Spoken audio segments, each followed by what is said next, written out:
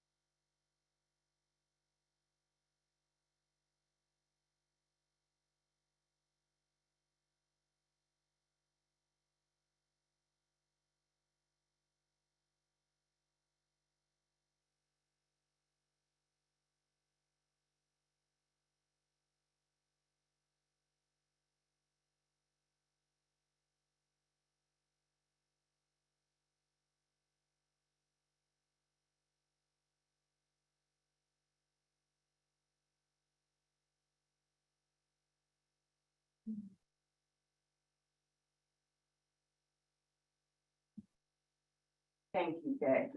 All rise. Municipal Court, Battleground, Richfield, and Center is now in session. The Honorable Andrew Wheeler is now presiding. Thank you. You can be seated.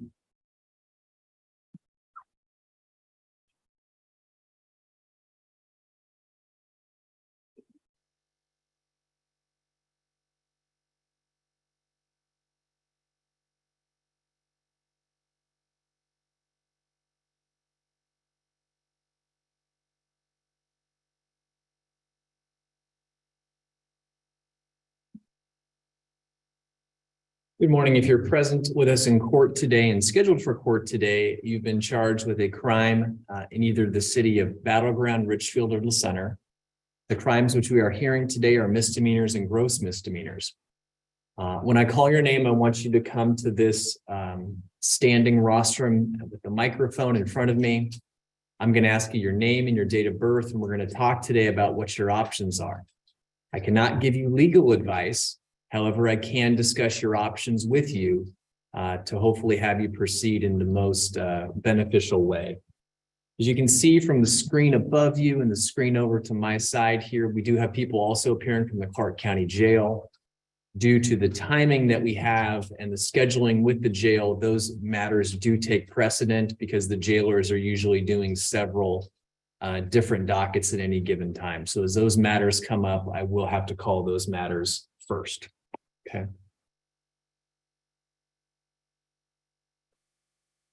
So with that said, is Francisco Pacheco Pasea here? Right up here, sir.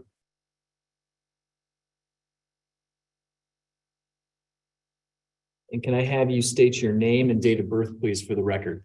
Francisco Pacheco Pasay, January 4th, 1994. Sir, you are making a first appearance arraignment today on a charge of operating a motor vehicle without an interlock device. This charge in the state of Washington is what's called a gross misdemeanor. It's subject to 364 days in jail and a $5,000 fine. Conviction for the charge can also result in additional time being added to your interlock requirement. I have reviewed the police reports in front of me. I have found probable cause. Because this is a criminal charge, sir, you have several important rights, including the right to remain silent, the right to a speedy and public trial, and the right to an attorney. Would you like to be screened today, sir, for a court-appointed attorney? Yes, I'm going to ask you some questions about your income to determine if you qualify. Do you receive any manner of state assistance at all? no, Are you employed right now? yes, Can you estimate after taxes about how much you earn per month? 1,500. How many dependents do you have, meaning people that are supported on that money? 2. I am going to find you do qualify for a court-appointed attorney. Court will assign Mary Kay Gaffney. Right now, Ms. Gaffney is speaking to some of the folks that are from the jail. So what we're going to do at this time is we're going to be entering a not guilty plea. That's going to preserve all of your rights. And we're going to set some future court dates so you can be in contact with Ms. Gaffney to discuss your case and she can better assist you. The first date we are scheduling is what is called an attorney pretrial. That'll be a date that your attorney, Ms. Gaffney, appears to discuss your case with our city attorney, Ms. Carmy. That is a date only for the attorneys. Your next mandatory court date, sir, is going to be on the 18th of May, 2023, and that's going to be at 10 o'clock in the morning. That is a date that if you fail to appear out, a warrant for your arrest could be issued. Your conditions of release are as follows. You're to violate no laws. You're to notify the court of any change of address or phone number. You're also to drive, not drive without a valid license, insurance, if you're not authorized by the Department of Licensing. You are being released at this time on your recognizance. The place that you checked in for court over where the glass area is, to the left there is some business cards. You can get a card for Ms. Gaffney. I've also written her name on your paperwork. So Ms. Gaffney can reach out to you. Is there a good contact phone number I can add to this form? Yes, Go ahead. 503-484-3739. At this time, we're going to be getting you some paperwork over by the door where that table is. The clerk will bring you some paperwork. Once you have your paperwork, make sure to get a card from Ms. Gaffney, and then you are free to go. Thank you, sir.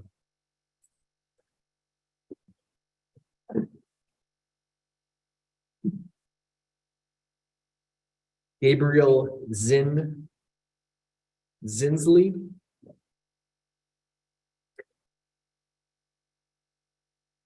Morning, sir. Morning. Can I have you state your name and date of birth, please, for the record? My name is Gabriel Zinsley. I was born January 13th, 2000. Mr. Zinsley, you are making a first appearance arraignment today on two charges: assault in the fourth degree, which is a gross misdemeanor subject to 364 days in jail and a $5,000 fine, and malicious mischief in the third degree. I have reviewed the associated police reports with your case. I have found probable cause for both charges. Because these are criminal charges, sir, you have several important rights, including the right to remain silent, the right to a speedy and public trial, and the right to an attorney. Would you like to be screened today, sir, for a court-appointed attorney? No, Are you planning on hiring an attorney? no, Okay. So by that, I would assume that you are going to be either representing yourself or entering a plea today. yes, Okay. entering a plea. So can you tell me what your sentence would be after you enter your plea? Up to a year in jail. Okay. And are you prepared for that? No, Probably not. So what I always advise people, just like when you're going to dive into a pool, you should figure out how deep the water is first. So your best way to figure out exactly what you are looking for is to do one of two things. One, enter a not guilty plea today, and I'll set a court date for you to talk about the case with the prosecutor. Or two, get screened for a public defender and have them discuss your case with the prosecutor. Either way, you will know what you are getting into rather than just blindly entering pleas today. Does that make sense? yes, So those two options, representing yourself and talking to the prosecutor, or having us screen you for a court-appointed attorney, what is your preference? I'm just gonna enter my plea Enter your plea of not guilty? of guilty. And no contest to the fourth degree assault charge. And Okay, that's not a plea in the state of Washington. I'm going to have you have a seat. Because at this point, I am not going to likely be accepting and doing change of pleas right now. In particular, as a person who has no other criminal history, you're pleading guilty to two charges that would remain on your record. One's a crime of violence. Okay, any future employer sees that crime of violence, that's going to be a huge red flag to a future job. So you can sit here for another few minutes and think about if you really want to do this, but we're not going to do your plea here right now. So have a seat. and Your Honor, would you allow me a minute to speak with the defendant? If he's at least proceeding pro se at this point, given again, the lack of criminal history in state or out of state, perhaps there are things we could discuss with him that may help in the situation. Totally fine. Okay. And Judge, I apologize to interrupt, but I just wanted to be sure that everyone knew I was here. I was hopefully going to break out room with either of my clients that are on this morning. Yes. Is either of Mr. Campbell's clients in a jail booth? Can we put Mr. Campbell in a breakout room with jail booth 1, please? Thank you, Your Honor. I apologize to interrupt. Thank you, Mr. Campbell. That's fine. Good morning. Is jail roster working for anyone? No, County jail roster. it hasn't been up for several days. Okay. My end, that's the belt. We were just trying to check on the jail. Whether there is any he says no. Thank you, Jim. All right, Mr. K, can you hear me, sir? All right, so it looks to me like Mr. K can hear me. I can't quite hear him yet, but sometimes when the jail booths come over from a breakout room, it takes a minute. So I'm just going to call one other case, Mr. K. I'll promise I'll get right back to you. Just want to make sure that audio connects so we can hear you as well as you hearing us. Mr. Kovalenko, would have you come forward, please, sir. And if I could have you state your name and date of birth, please, for the record. Pavel Kovalenko, September 9th, 1993. Okay. Mr. Kovalenko, you are making a first appearance arraignment today, sir, on a charge of DUI. DUI in the state of Washington is a gross misdemeanor. is subject to 364 days in jail and a $5,000 fine. There's also some mandatory minimum penalties if you were convicted of a DUI. I did review the associated police reports in the case, and I did find probable cause. At this time, would you like, because this is a criminal charge, you have several important rights, including the right to remain silent, the right to a speedy and public trial, and the right to an attorney. Would you like to be screened today for a court-appointed attorney, sir? Yes, please. Okay, I'm going to ask you some questions about your income to determine if you qualify. Do you receive any manner of state assistance at all?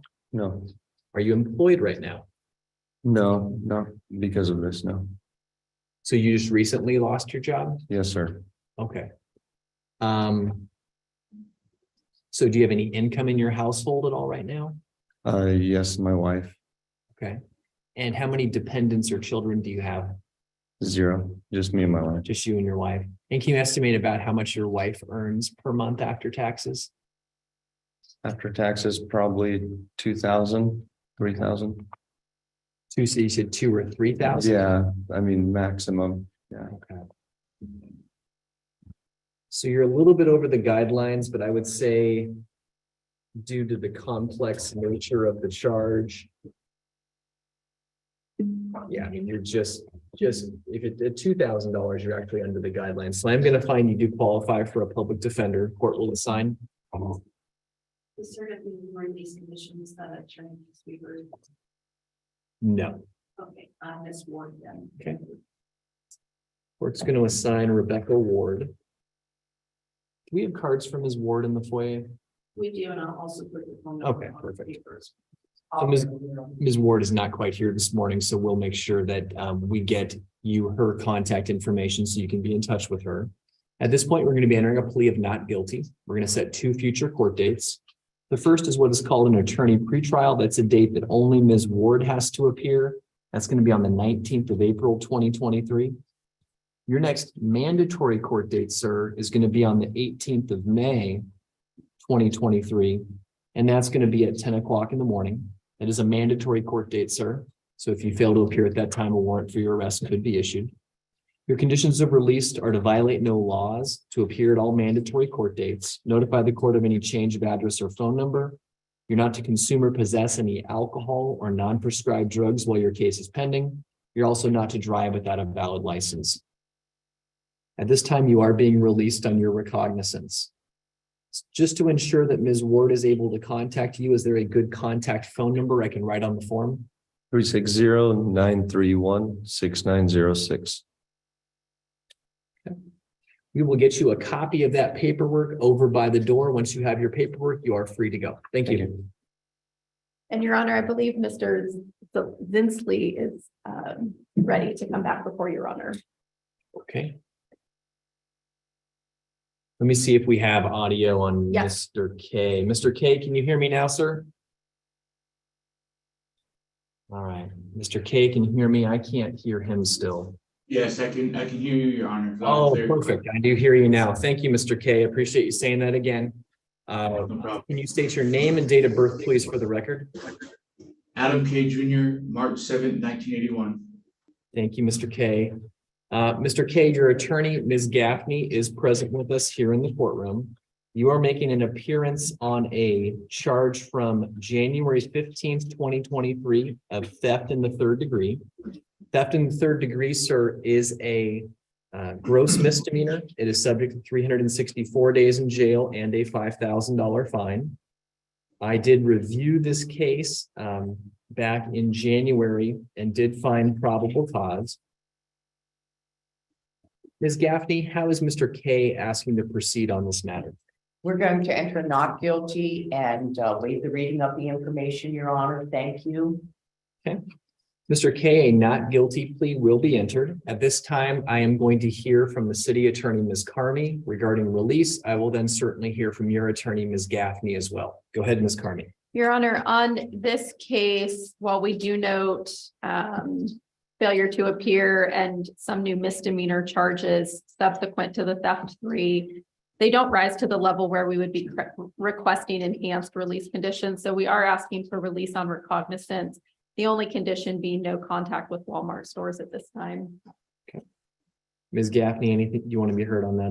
We will not object to the no contact with Walmart. The reasoning, Mr. Raymond, was because he had a spider bite in his hip that he didn't get medical attention for, and it became infected, and then he was really in a bad situation. So that he did miss the arraignment. Thank you, Your Honor. All right, Mr. K. So at this time, I'm going to be assigning some future court dates for you. The first is going to be on the 19th of April, 2023. That's what's called an attorney pretrial. That's a date that Ms. Gaffney will appear on your behalf to discuss your case with Ms. Carney. Your next mandatory court date, sir, is going to be on the 18th of May, 2023. That's going to be at 10 o'clock in the morning. If you fail to appear at that time, a warrant for your arrest can be issued. I understand there might have been some circumstances, but it has been 3 months since that time. So we expect you to be making your next court date again, May 18th at 10 o'clock in the morning in the Battleground Municipal Court. Your conditions of release are to violate no laws, notify the court of any change of address or phone number. You are not to have any contact with Walmart stores. You are being released at this time on your recognizance. Mr. K, do you have any questions about your conditions of release or your return court date? I do not, Your Honor, loud and clear. Thank you. Okay, we will get you some paperwork over at the jail that you'll sign off on. Once you have that paperwork, you are going to be done for the day. Thank you, sir. Thank you, Your Thank Honor. you. Okay. And the MP did get to too. Yeah. Yeah. Let me just ask right now, because I know our Russian interpreter is here for. Yes. Can't see it. Yes. Oh, Mr. Solitsky, I believe. Good morning, Madam Interpreter. Good morning. Is Dennis Solitsky in the courtroom? Madam Interpreter, unfortunately, I believe that Mr. Solitsky, if I recall correctly in looking at his DCH, has failed to appear on 2, 4, 6, 8, 9, 10, 11, 12, 13, 14 charges dating back to 2019. While I appreciate the interpreter's time this morning, I also don't want you necessarily camping on our docket when I know you have other things to do. So at this time, I'm noting for the record, it is 20 minutes past the start of our court day. It looks to me like Mr. Solitsky was released from custody on the 3rd of April. Mr. Solitsky was directed to our court on April 6th to arrive by 8:30 a.m. Madam Prosecutor, I can continue to keep the interpreter here. I think that if I was, I don't think Mr. Solitsky's coming. So at this point, do we want to, we don't need to address bail yet, but do we want to release our interpreter at this time? I would support that decision. Certainly, if he appears, then we could deal with, not issuing a warrant and setting this over. But at this time, I am doubtful he will appear as well. Madam Court Administrator, do you have any issues with me if I release our interpreter? No, perhaps it would. Okay. Madam Interpreter, thank you for your time this morning. I won't keep you on our docket any longer. If Mr. Solitsky does show up, we will certainly recontact you. Okay, sure. Yes, please feel free to contact if he shows up. I think Carol has my email, so have her reach out. Sounds good. Thank you very much. Have a good day. Okay. Thank you. You too. Okay. I'm just going to figure out who else is here on our arraignment docket. Is Edward Bowen here? Is Thomas Brody? Keaton Ellis? Jeffrey Hall? Cole Judd? Thank you, sir. Okay. I'm not going to quite call you yet, Mr. Judd. I'm just figuring out who's here. I promise we'll get you going here in a minute. Jeffrey Hall? Michael Martin is in custody. Heather Schmidt. Justin Vigway, Dan Wilcox. And Ray Wing is also in custody. Sir, what's your name? Jacob Turnbull. Okay, Mr. Turnbull, we have your file. We'll get that. And I think that was one that you had, Ms. Carmy, still working on. I'm probably about 5 minutes away, just Okay. finalizing an amended citation for our court. Sounds good. Okay, thank you. I appreciate everybody letting me know you're here. Let's bring up Mr. Zinsley again.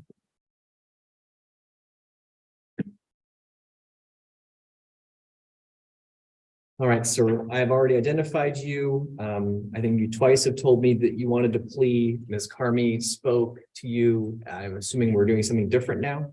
Yes, Okay, so this time are you gonna make a not guilty plea? yes, Okay.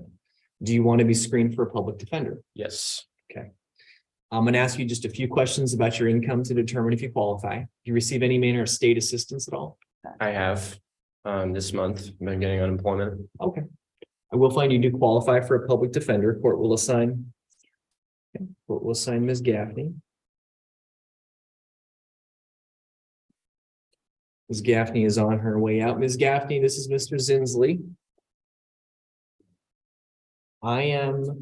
There is a release condition being requested of a no contact order. I'm going to give you the court file so you can briefly discuss that with Mr. Zinsley, and then we will call him back. And I will just state for the record, I'm only requesting it as a condition of release, Your Honor, not a formal NCO, because it's not a domestic violence case. Okay. And my understanding is the parties don't live together and probably will not have future contact. So it's simply a release condition. Thank you. Your Honor. Thank you, Ms. Gaffney. So talk to Ms. Gaffney real quick, Mr. Zinsley, and she'll bring you back up then. Okay. Okay. Thank you.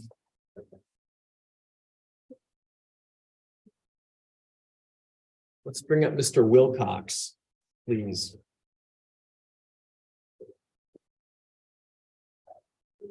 Good morning, sir. Good morning. Can I have you state your name and date of birth, please, for the record? Dan Wilcox, 7/21/1971. Mr. Wilcox, you are making a first appearance arraignment on a charge of driving while suspended in the third degree. Driving while suspended in the third degree is what is called a simple misdemeanor. It's subject to 90 days in jail and a $1,000 fine. I have reviewed the associated police report with the case. I have found probable cause. Because this is a criminal charge, sir, you have several important rights, including the right to remain silent, the right to a speedy and public trial, and the right to an attorney. Are you getting something out right now? Yes, I was just looking at the original citation, it was at fourth degree. Nope, third degree. There's There's no such thing as a fourth degree. Oh, I apologize. It's okay. I wasn't, yeah, I was told that at the time that it wasn't a criminal. Oh, no, it is simple misdemeanor. That's why you're in criminal court. Okay, I apologize. It's okay. That was misunderstood. When the officer had said at the time it wasn't a criminal, or it wasn't a criminal charge. So I didn't fully understand that. But I guess, yeah. Okay. Since that was per the conversation that I had with him, I don't know if he understood, but I don't know. Okay. All right. So this is a criminal charge. It is a simple misdemeanor in the state of Washington. Because this is a criminal charge, you have several important rights, including the right to remain silent, the right to a speedy and public trial, and the right to an attorney. Would you like to be screened today, sir, for a court-appointed attorney?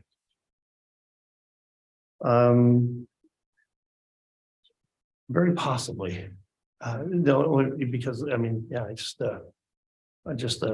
not 100% sure where this is. You gotta go. So I'm going to ask you some questions about your income just to determine if you qualify. Do you receive any manner of state assistance at all right now? No, sir. Are you employed right now? Yes, relative, just self-employed. Okay. Can you estimate about how much you're earning per month after taxes? About $3,500. Do you have any dependents that you use to support? I do. How many? Right now I have 6. Okay. Do you have anybody else in your household that's earning income? My wife, yes. And how much does she earn per month after taxes? About right around $2,000. Maybe 20, yeah, right around that.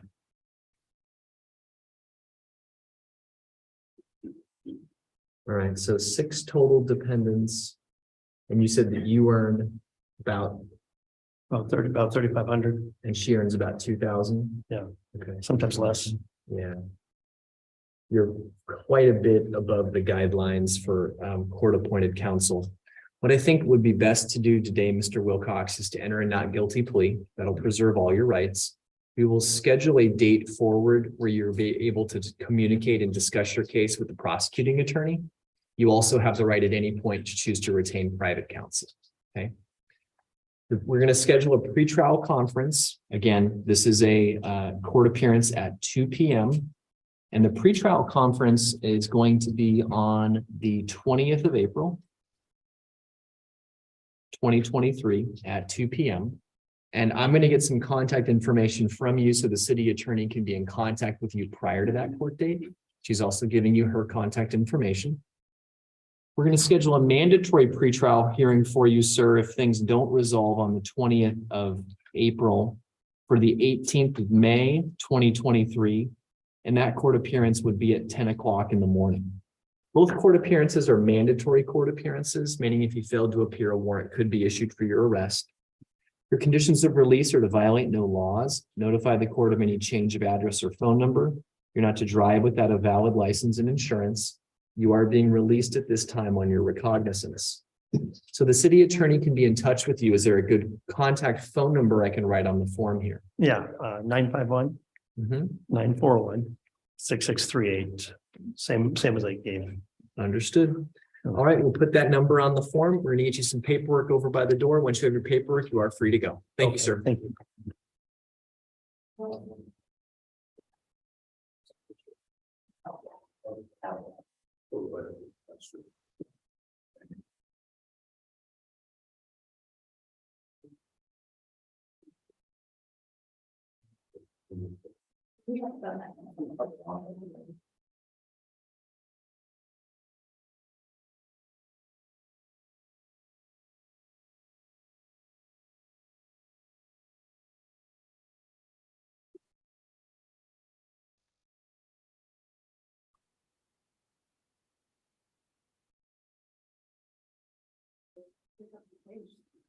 Pick up the pace.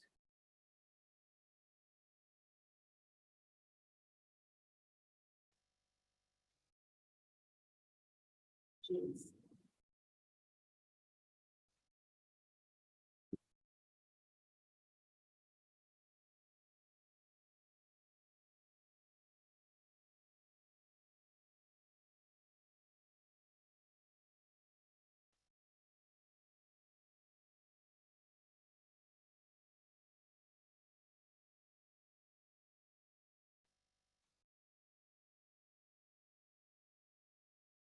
Yes.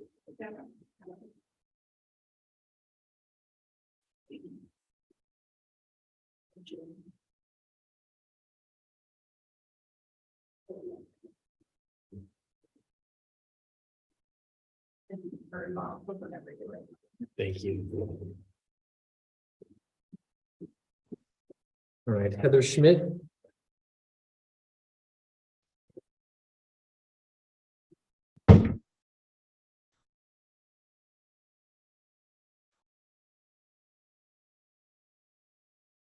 Morning, ma'am. Good morning, Can I have you state your name and date of birth, please, for the record? Heather Schmidt, May 26, 1976. Ms. Schmidt, you are making a first appearance arraignment this morning in the Richfield Municipal Court on the charge of assault for domestic violence and the charge of harassment domestic violence.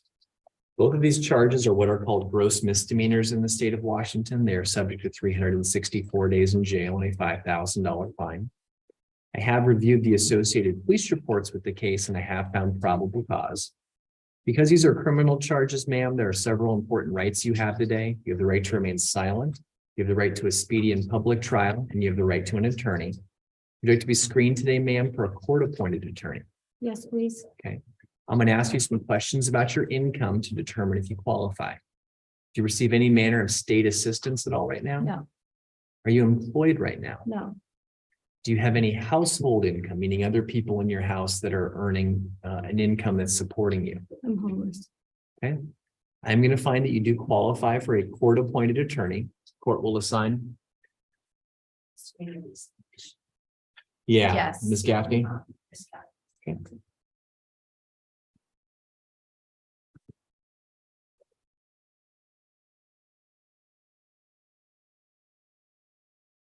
We're going to assign you, ma'am, to Ms. Gaffney, who is here today. I'm going to have you speak to Ms. Gaffney before you come back up in front of me. So if you want to have a seat, Ms. Gaffney, we'll call your name shortly, okay? Right, thank you. Thank you, Ms. Schmidt. I'll trade you, Ms. Gaffney. Thank you, Your Honor. All right, there you are. Thank you. We can check for no comment, Judge. Yes. Okay, so let's recall Mr. Zinsley. No, Judge. Okay.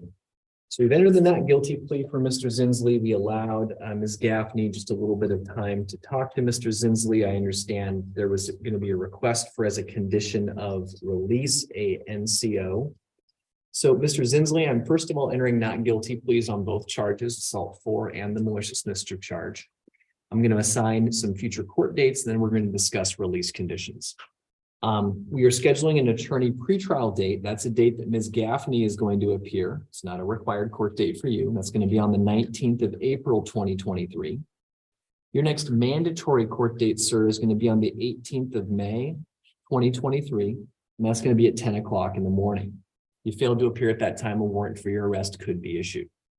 I'm going to hear now from Ms. Carmy regarding conditions of release, and then I'm going to hear from your attorney, Ms. Gaffney. Go ahead, Ms. Carmy. Yes, Your Honor, as you previously stated, there is no prior criminal history that includes in-state and out-of-state. So we're not asking for any affirmative conditions other than a release condition of no contact with Monica Leos. It's my understanding that you don't live together. This shouldn't be impact either of their lives, frankly. Ms. Gaffney. No objection to the condition of no contact. Thank you. Okay. I'm just going to get that on the form here.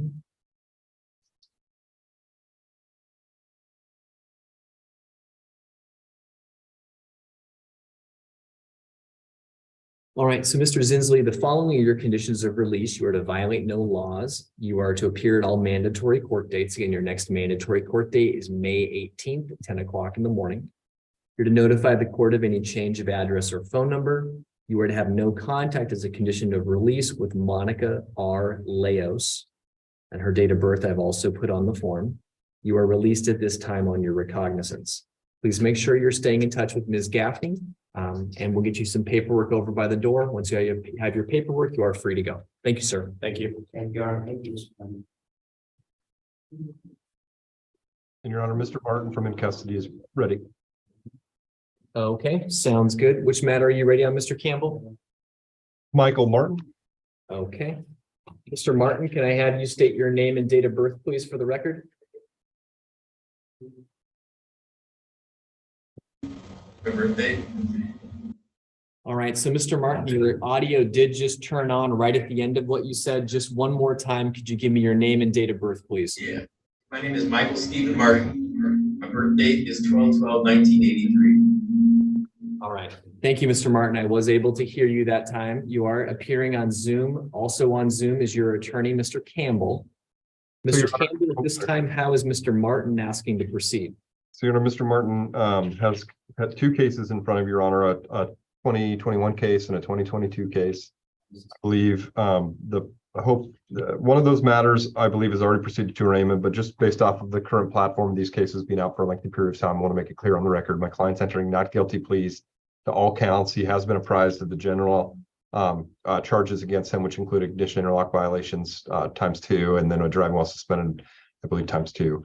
So those not guilty pleas are being entered, then we'd move on to release conditions, which I think are agreed between the parties. Okay. So I will just note for the record, there were two of the associated charges with the case where Commissioner Priest on April 6th did not find probable cause. I don't know if it was a document issue or what, but just reiterating that we do have probable cause on 3A0242737, which was one of the cases where no probable cause was determined. We also have probable cause on 2A0733997. With that said, we will enter not guilty pleas on all of the associated cause numbers in And Mr. Judge- Martin's case. I'm so sorry to interrupt. I was not aware of the 3A case. What are the charges in the 3A case? Yes, the 3A case is a February 21st, 2023 allegation of driving while suspended. Okay, thank you, Judge. Do you need additional time at this point to talk to Mr. Martin? No, that is consistent with the other underlying charges. Unless Mr. Martin wants to speak to me, which I do not believe he will, we're prepared to proceed entering not guilty pleas to those three referenced criminal citations. So there's technically 4 cases. It looks like overall is maybe one of them is a probation case. Let me look.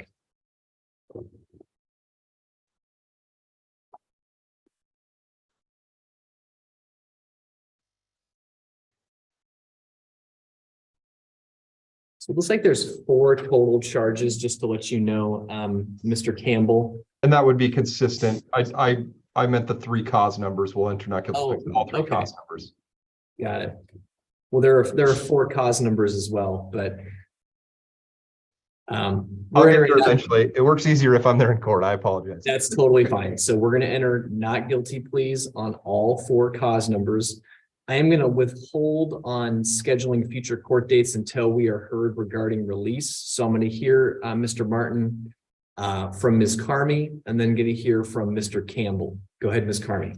Yes, Your Honor. In Mr. Martin's case, Mr. Campbell and I are close to global resolution. In fact, it was something we contemplated entering today on these cases. Given our discussions, we are in agreement with, I believe, the defendant has no objection, but I'll Mr. Campbell speak to that, to releasing our hold on enhanced with Collins because of the driving suspension issue. And obviously, the city doesn't have a crystal ball to ensure that he appears, but we do think, given the discussions that have taken place between the city and Mr. Campbell, that we will be able to resolve this shortly, which is why we are requesting the release at this time. Go ahead, Mr. Campbell. Your Honor, we're in agreement with that. If he were to be released at a minimum, he would be checking an enhanced, which I think is a reasonable basis to hope that he would show up at a future court date. He does have a $20,000 hold on a felony matter. The jail roster being intermittently up, I was able to access that this morning and look at the cause number and PC statement. So I think it's a reasonable release condition to impose in light of the circumstances. Okay, so with Mr. Martin, it sounds like with a substantial Superior Court bail, what is the proposal in regards to, so certainly I will agree with and set the enhanced release conditions. At this point, we will release bail on all of the associated battleground cases where bail has been imposed for Mr. Martin. I think that was the intention of the parties. Correct. And with that said, what date do we want to have Mr. Martin next appearing in court? I think a traditional 90-day timeline is suitable for defense, Judge. So either April 27th or May 11th as the court prefers. Okay. So certainly let's do, is April 11th a Mr. Campbell day, just to verify? It is. May 11th. Mr. Campbell is here. Okay. So let's schedule a attorney pretrial on the 19th of April, 2023. Mr. Martin, that's a date that Mr. Campbell will be able to appear and discuss your case with the city attorney. Your next mandatory court date is going to be on May 11th, 2023.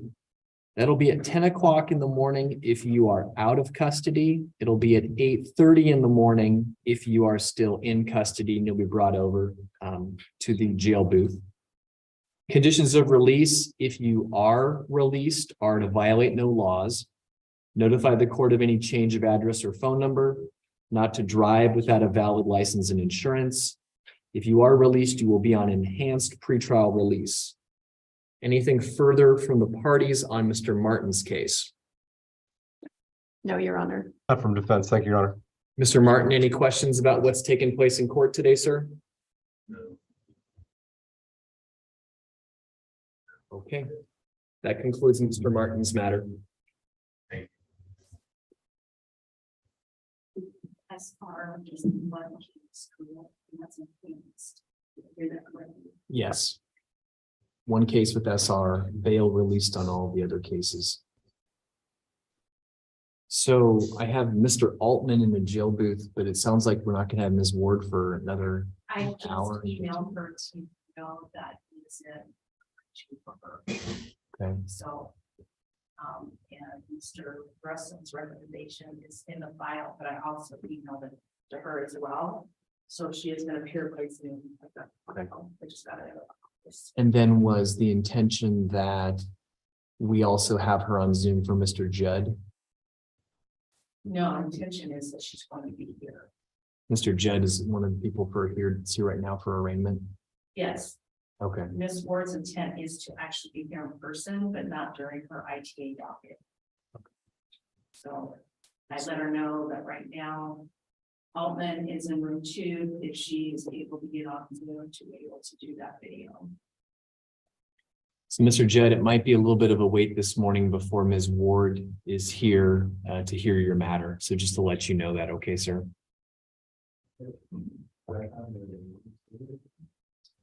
Probably, yeah. Make sure to come back though, okay?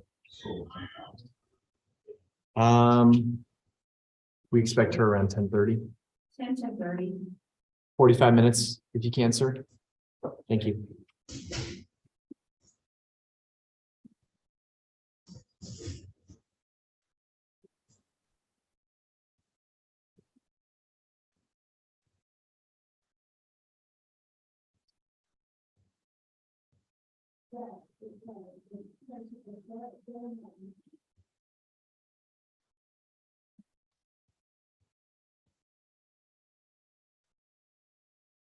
Mr. Turnbaugh, I'm going to call your matter next. I just need to wait for the prosecutor to come back, so it might just be a minute.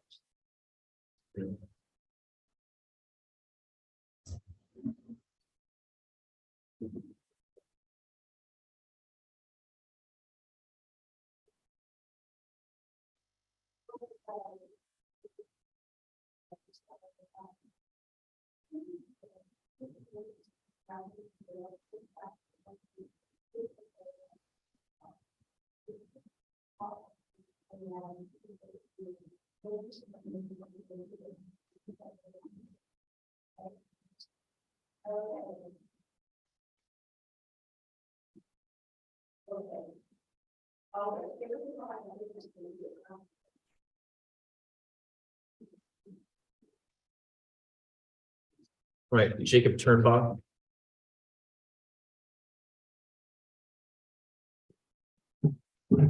Morning, sir.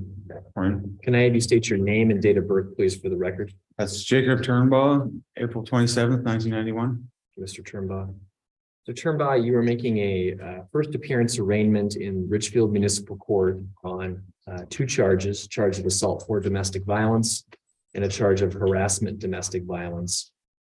Both charges are what are called gross misdemeanors in the state of Washington. They're both subject to 364 days in jail and a $5,000 fine.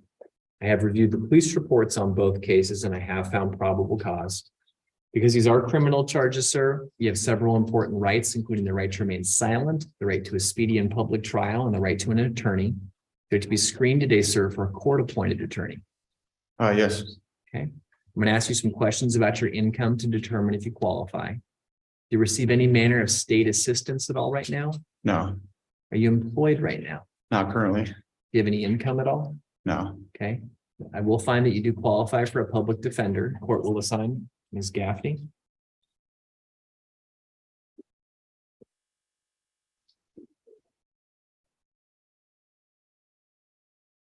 Ms. Gaffney, there are similar to Ms. Schmidt and the first matter that you handled, Mr. Zinsley, release conditions requested. So let me give you Mr. Turnbaugh's file and give you the opportunity to speak to him. Absolutely. Thank you, Your Honor. Thank you, Ms. Gaffney. Mr. Turnbaugh, Mr. Gaffney is dealing with Ms. Schmidt and yourself, so she'll talk to both of you and then you'll come back up in front of me. Do not leave without appearing again, okay? All right. Thank you.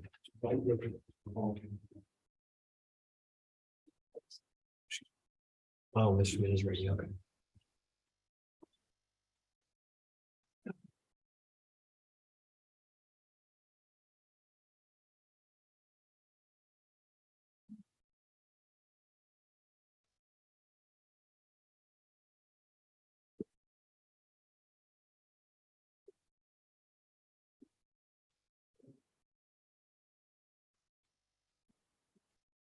I think we're ready on the Schmidt, Your Honor, but we're not. Sounds good. Ms. Schmidt, if you want to come back up, please, ma'am.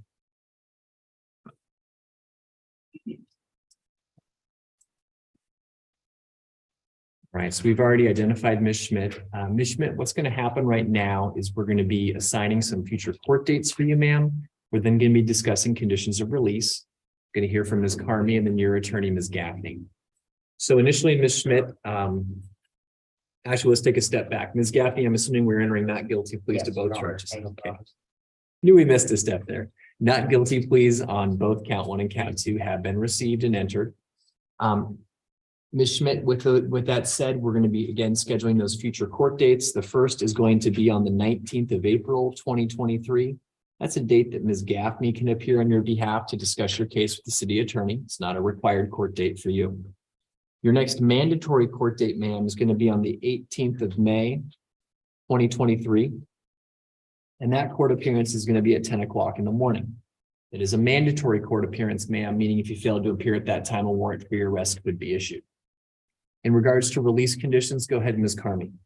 Yes, Your Honor, this is a difficult case. We note no prior criminal history. The allegations in the police report would suggest a very significant mental health component here. Both of the victims, alleged victims at this point, are the defendant's adult children. My office, as I've discussed with Mary Kay, have not been able to reach them. District Court did impose NCOs. I have not heard anything differently from the victims, but I certainly haven't heard affirmatively that they want the NCOs. However, in reading the police report, there were very significant threats with a potential knife made against these adult children. And so the city does believe out an abundance of caution at this point, although we don't have input from the victims and Ms. Gaffney was not able to reach them this morning.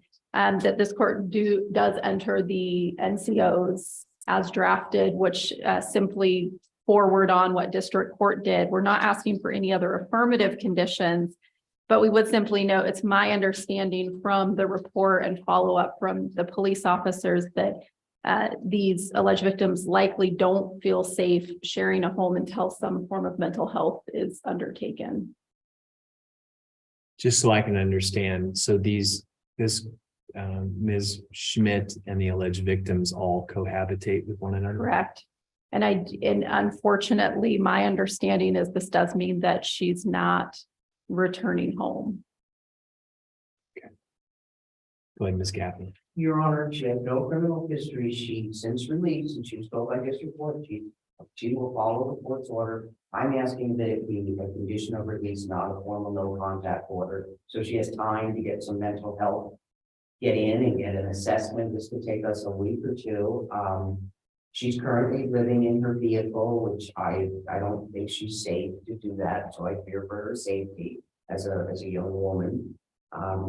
She will continue to stay in the car. She won't go back to where the girls are. If Your Honor orders no contact, we can just ask her to be a condition of release because she's shown what she's going to do, what she's ordered to do.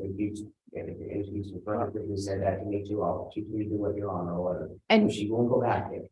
Absolutely. Your Honor, just briefly, the concern the city has, and I apologize, I did not mean to interrupt you, Ms. Gaffney, was that initially when the police were called, the allegations at this point are that defendant fled and had to be tracked down at a later location. So we are not confident, frankly, that she would follow simply a condition of release. I've let Ms. Gaffney know that as soon as we have input from the victims, should we want exceptions to this NCO, we will note it into the court immediately as soon as next week. I guess I'm trying to understand, Ms. Gaffney. I don't think that a formal NCO, and you can correct me if I'm wrong, that a formal NCO would in any way bar Ms. Schmidt from seeking any kind of treatment assistance. Can you maybe illuminate me on how that would be a bar to her taking those steps? Well, no, you're right, Your Honor. That isn't a bar. I just think it may take a little time to get our assessment for mental health. And I just want it as a condition of release, not a formal no contact order because of the consequences. Okay. So I think in this circumstance, there's certain things weighing on one side of this, which is that Ms. Schmidt has no criminal history of any kind. I have some real concerns with her being unhoused at this point based on this, living in a vehicle. This is not the most, it's kind of an inclement time of year to be outside, so to speak, or in a vehicle. So my inclination, I think, short term, because we don't have feedback and the nature of the allegations are one of, fairly pronounced violence without victim feedback, is to go ahead and enter a formal no contact order at this time. My thought right now, I guess, is just because I know both the city and Ms. Gaffney are going to be working through feedback, is to set this soon returning to court so we can maybe move this matter forward in a more expedited way. I'm assuming that Ms. Gaffney is back here with us 2 weeks from now. Yes. I know that both of our next two dockets are quite busy, but I think that is probably in the best interest of Ms. Schmidt to not have this go for a prolonged period of time. So that's not the intention of the court. So Ms. Schmidt, I am not going to assign an attorney pretrial. I know that Ms. Gaffney and Ms. Carmi are both going to be working on this diligently. I am going to assign your next mandatory court date, ma'am, to take place on the 20th of April, 2023 at 10 o'clock in the morning. That is a mandatory court date. Your conditions of release are to violate no laws. You're to notify the court of any change of address or phone number. You are released at this time on your recognizance. I will tell you, ma'am, we've had different issues over the last year or so with people having these formal no contact orders. They are complicated. They are legal documents. So if you're unsure about what to do, whether something is allowed or not allowed, please use your attorney, Ms. Gaffney, as a reference point. She has been doing this for a good amount of time and really understands this circumstance. We do not want to have you complicate this by having an unintended violation that you may or may not have been aware of.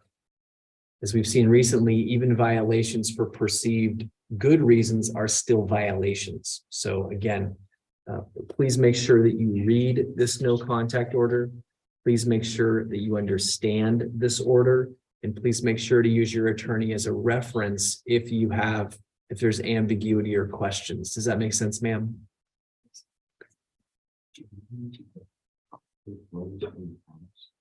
Yeah, close, I left everything. Go back. Yeah, and Your Honor, I just spoke with Ms. Gaffney and I had originally checked the box, no civil standby, because that's what district court did. But I did check with Ms. Gaffney and it does sound to me like we may need to allow civil standby so she can grab some items in this short-term interim period. Okay. Yeah.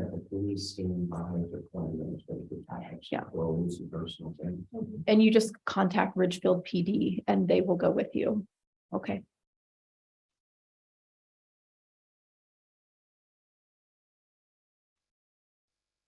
Direct me to the civil. Okay, I see it. Number 8. We got there. All right. So I'm going to strike that. And I think we'll have to do it on both orders. All right. Yeah. Yes, I will do it on both orders.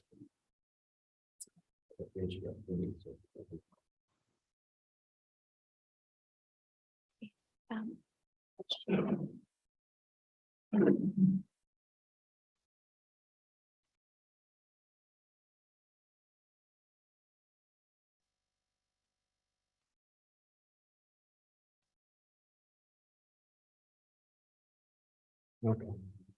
I have signed off on the orders, Ms. Schmidt. You are going to get copies of these orders. Please, if you have an opportunity to read through them briefly before you leave, and you can direct any questions to Ms. Gaffney, please do so.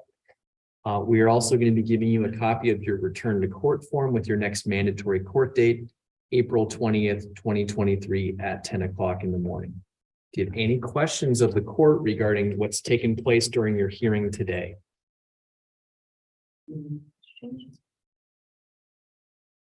I just don't understand how we might have got involved in this. Okay, so what we're probably not going to do is to say anything on the record about what took place. I mean, simply about your next court dates and so forth, but I won't say anything further about that. We'll get you some documents over by the door. Once you have your documents and you make contact with Ms. Gaffney, please feel free to go. Thank you. This supervisor really staying with this. Good question. More intensive SR. Did district court put intensive SR? Yeah. I don't know what SR would be monitoring other than I suppose her future court dates. If she has no history though, and we have an NCO in place, I'm more inclined to put her just on recognizance. And I would, Unless the city has an No, objection. I to would that. agree with that. I had not contemplated any sort of pretrial release. Good catch. Thank you. Thank you, Ms. Snyder. All right. Thank you, Your Honor. Thank you.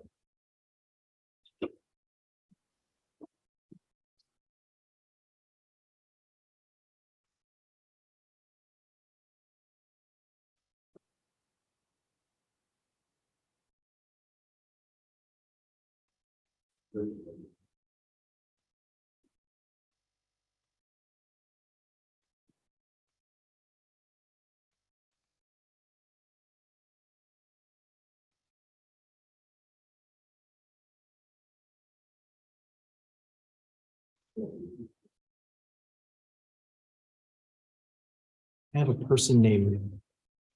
There's a person in the waiting room that I don't recognize as being someone on the 10 o'clock docket. Oh, But great. I'm just making sure it's not Ms. Ward under a different name. No, that is, and I just saw that message. Mr. Post is the alleged victim of a case that'll be on for readiness. Okay. Marissa Lester. Got it. Just wanted to make sure that wasn't the. Yeah. AKA.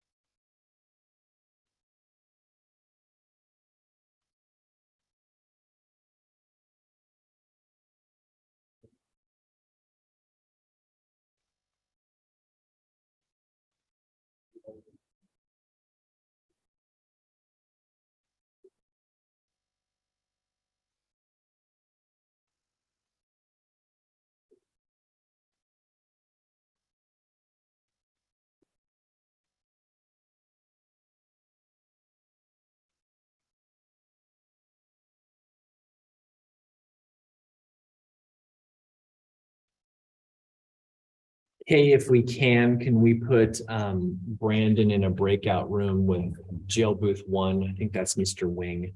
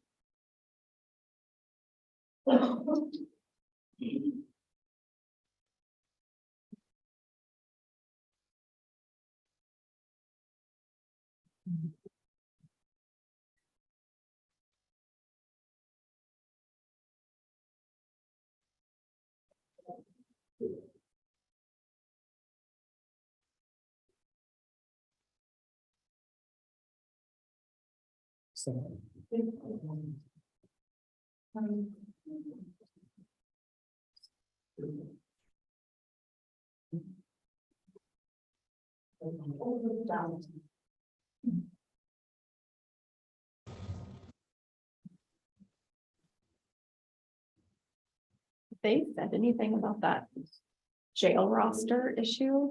Yeah, Like- I was able to get in this morning, but then I tried when Mary Kate came out and it was down. Yeah, I was able to yesterday for like an hour and then it hasn't worked for me anytime since. That's kind of how I wake up in the morning and I check the jail roster to see if I need to come in and do some work. Yeah, it's on my like, top 5 websites list. Yeah. Thank you. Really cramping my style that it's down. Well, Okay, that and like the Apple weather dropped earlier this week, so it's like no weather. Oh yeah, no weather. no weather and no jail jail officer. roster. Like That's 80% of my day. it's 20% of my morning activities right there. All right, so do we want to call Ms. Bellica?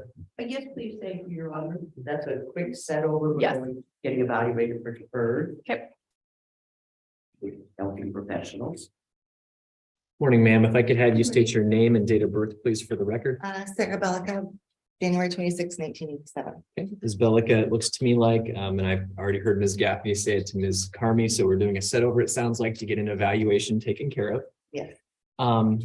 Have you been able to discuss your right to a speedy trial with Ms. Gaffney? And do you understand that doing a waiver commencing May 4th gives the city of Battle Ground 90 days from that date if it became necessary to bring you to trial? Are you in Yes. agreement with that? Yes, I am. All right. I will accept the waiver, find it knowing, intelligent, and voluntarily made. Ms. Bellica's next court date is going to be on May 4th, 2023 at 10 o'clock in the morning. The release conditions previously set, along with enhanced pretrial release, will remain in place. We'll get you some documents over by the door, ma'am. Once you have your documents, you are free to go. Thank you. Thank you.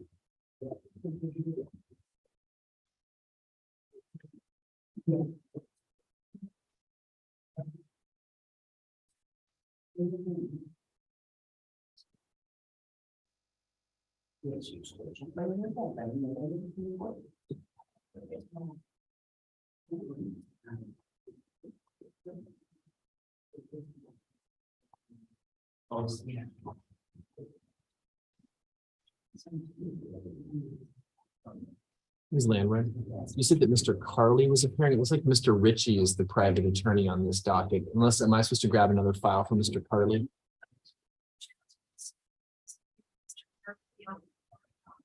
Sure. Oh, they put him on, Tom's coming for morning. Yeah. Oh, yeah, Tom has 2 stays to enter today. Okay. And he I was see originally Mr. Life Heights file. that one and Mr. Carr. or something? who's the other one? They were both originally at 1:30. McPhail, Duncan McPhail. Oh, McPhail. There we go.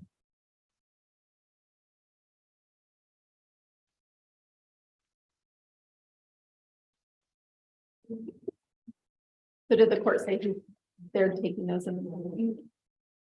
Mr. Carley's. He was gonna be here on something. It said. Car. I think is the first one. Yeah, that's as Okay. well.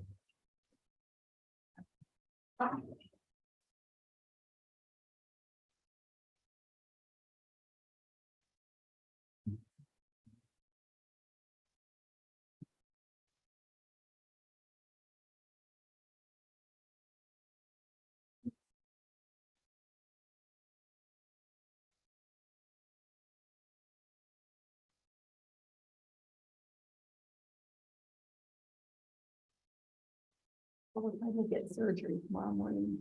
Yeah, I was texting with him this morning. Okay, Yeah. Q. They claim he'll be more stable immediately after like walking out of surgery than he is now. So. It's fingers funny, we crossed. had a friend of ours who had a very serious like ankle injury ice skating with her daughter in Bend at Sun River. And she basically was like a month and a half before she was able to have the surgery. And she was like, well, I had adjusted to during that month and a half, and then I had to like readjust again. So the only hope, I guess, is just that it's a steady. I hope it's better. I know that I am worried that like we've been pretty stable for Yeah. a few weeks. And that this is, but they're telling us it's gonna be better. Yeah, We'll see. he's raring to go. He keeps talking about still running in August. I was texting him about some of the runs I've done this week, and I was saying like, come on, buddy. Yeah, we'll see. I don't want to be that kind of pressure though, but Yeah, it'd be good for him. I know that he needs He needs like, it. yeah. Yep, yep. I know. He's telling me, he's like, I'll be on my bike. Yeah. Like, Yeah, So- we'll see. That is that ice skating type of incident is my fear too. I usually, starting next week, play on a older women's outdoor soccer team in Longview. And I think this year I'm not gonna do it because I can't risk mm, having a knee injury. Last year was ankle, but mm. yeah. I think I'm gonna forego it. Yeah, I had that same plantar fasciitis where I wasn't able to run.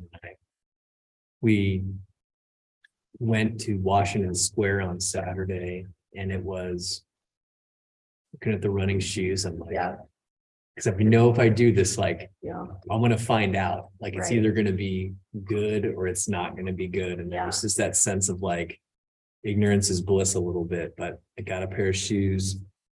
And next morning it was like, it's not raining, let's go. and was it okay? It was. Oh, that's good. And it was Okay, like okay. my mood the rest of the day, that like I know. endorphins, like other workouts just didn't scratch that itch. Like it Right. was, From- so I'm trying to like tell myself like, all right, so I was like, I'm gonna wait 2 days before I do it again. And I'm doing all my foot exercises and stuff. Like, Right. it's like, all right, but it's Yeah. like, I don't want to like go slow and do it. I want to. I know, that's the problem with you runners. I have zero problem taking like 3 days off in between runs, which is probably super healthy.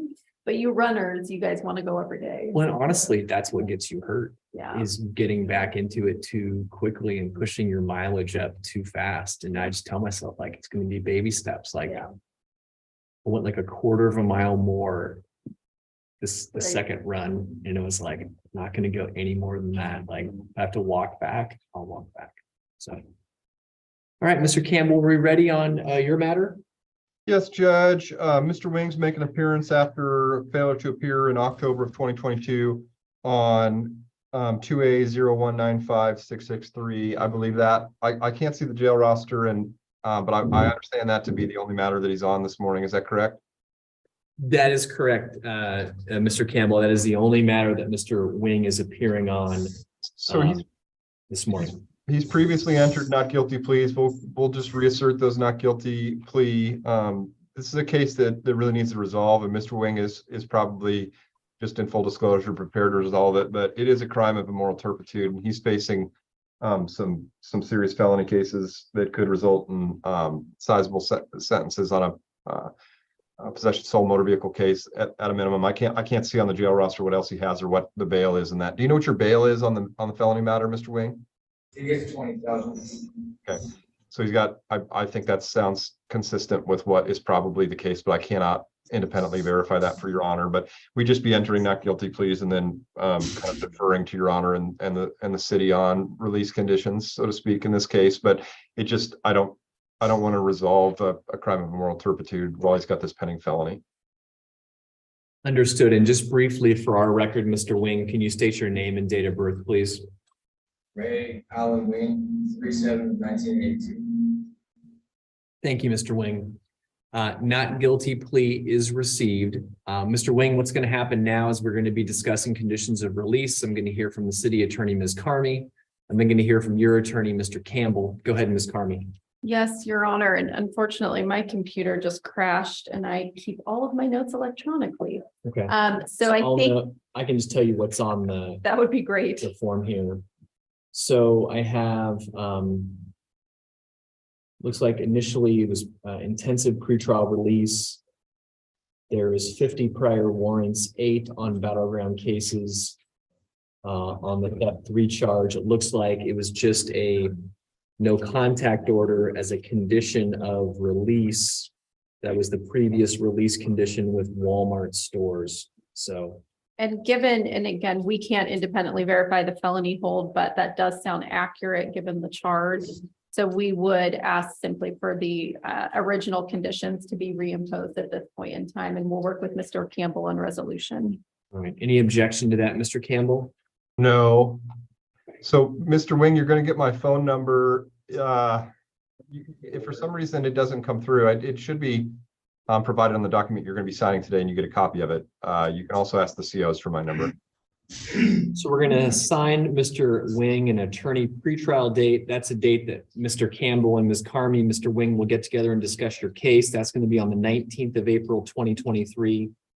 Mr. Wing's next mandatory court date for right now is gonna be on the 25th of May, 2023. Mr. Wing, that's at 10 o'clock in the morning. If you've been released from custody, it's at 8:30 in the morning. You'll be brought over if you are still in custody at that time. In regards to, I know that there was originally a bail obligation on Mr. Wing's case. At this point, the bail on this matter is released. Again, enhanced pretrial release if Mr. Wing does post bail on his other matters. Anything additional on Mr. Wing's case from either party? No, Your Honor. Okay. No, that's good, Your Honor. Thank you. Have a good morning. It's my last matter. Both. Mr. Wing, that concludes your hearing.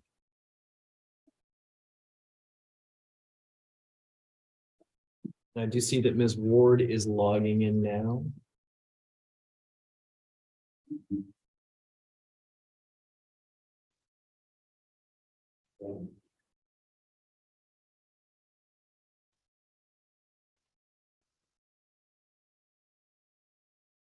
And Kay, if we can put Ms. Ward or send Ms. Ward a breakout room invitation for her and jail booth 2, Mr. Altman, please.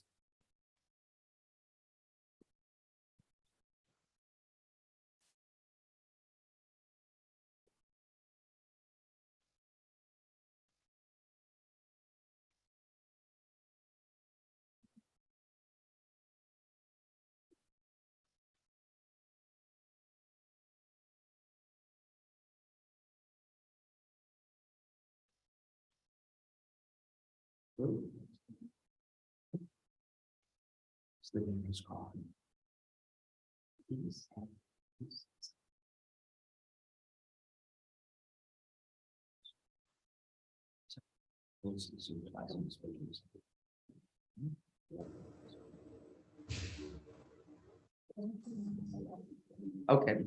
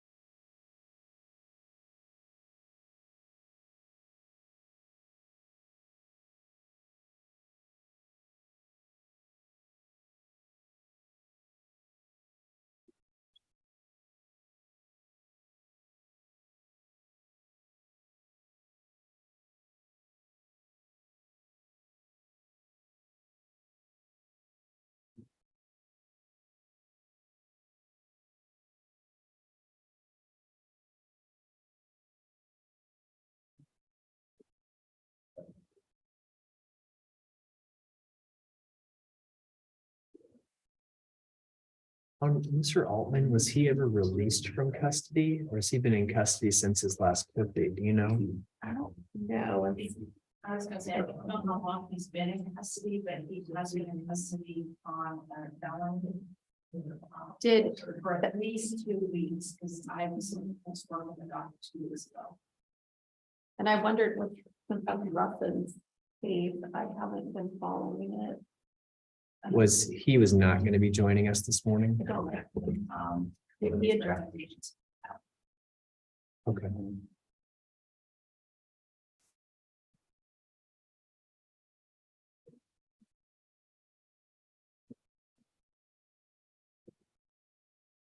And did you want to?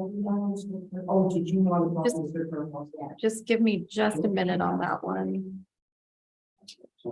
That one wasn't originally on my docket, so I just. All right, Mr. Morgan, if you want to come forward, please, sir.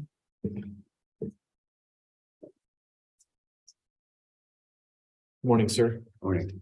Can I have you state your name and date of birth, please, for the record? Yes, it's Raymond Andrew Morgan, 07/29/1966. Thank you, Mr. Morgan. Looks to me like from the petition and order before the court today, the intention is to enter deferred prosecution. Is that your understanding? Yes, sir. Have you had plenty of time to go over your paperwork with Ms. Gaffney? I have. Okay. I'm just reviewing the alcohol evaluation and treatment plan. It does look to qualify you. Let me just look at the front page here.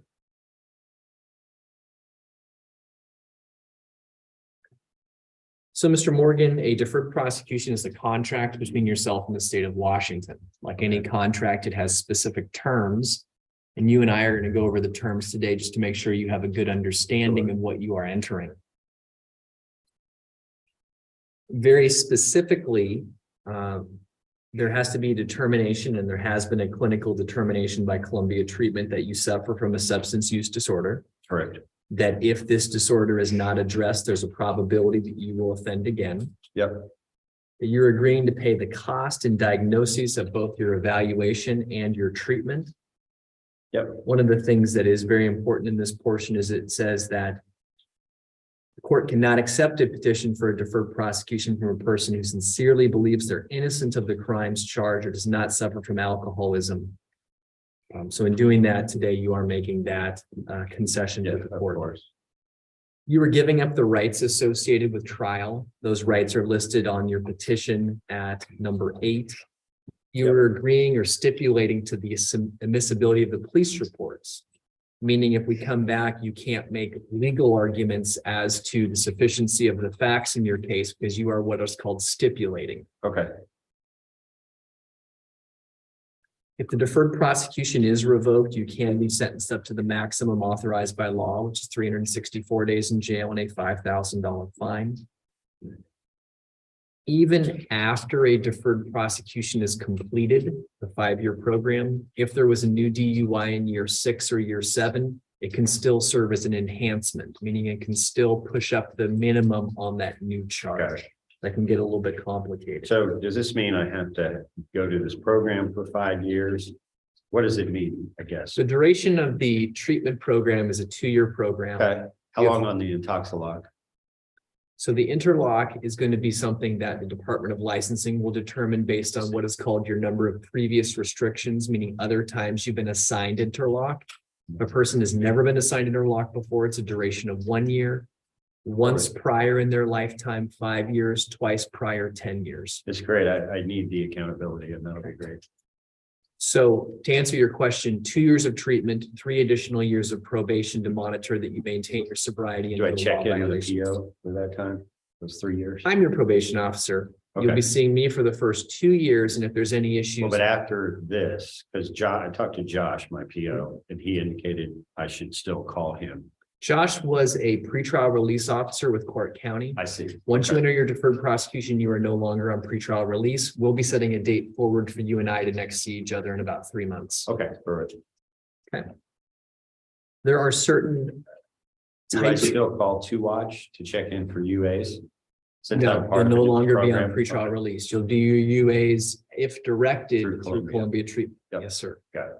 There are certain types of crimes that can be required release by or deferred prosecution violations, including driving while suspended, not driving with a interlock device, not driving with insurance, certainly a new DUI. Any of those would be required 30-day sanctions. Right. If you fail to comply with any part of the treatment plan, or if there are new charges, you can be brought back in front of this court to determine if you will be able to stay on the deferred prosecution program. Okay.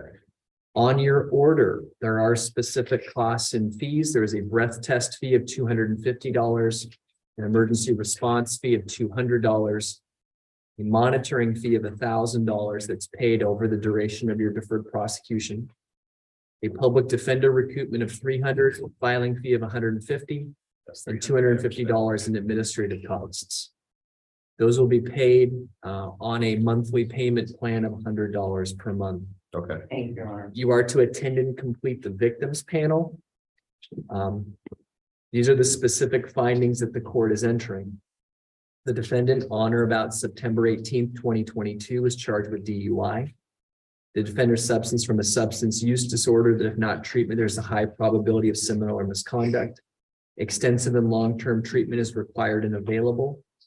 that you have stipulated to the admissibility and sufficiency of the police reports, that if there's any future proceedings, you have given up the rights associated with trial, including speedy and public trial, right to testify, right to confront witnesses, so forth.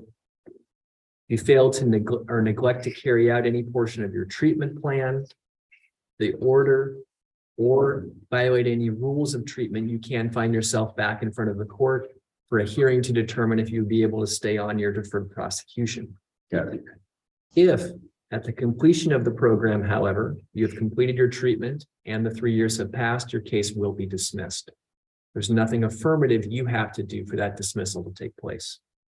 Before I sign you into the deferred prosecution, do you have any questions at all of Ms. Gaffney or of the court?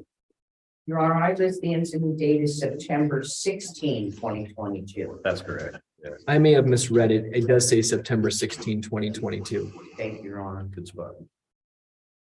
All right, I am signing this document to enter you into the deferred prosecution program, Mr. Morgan. We are additionally going to be setting your first review date. That is going to be on the 6th of July. That's back here.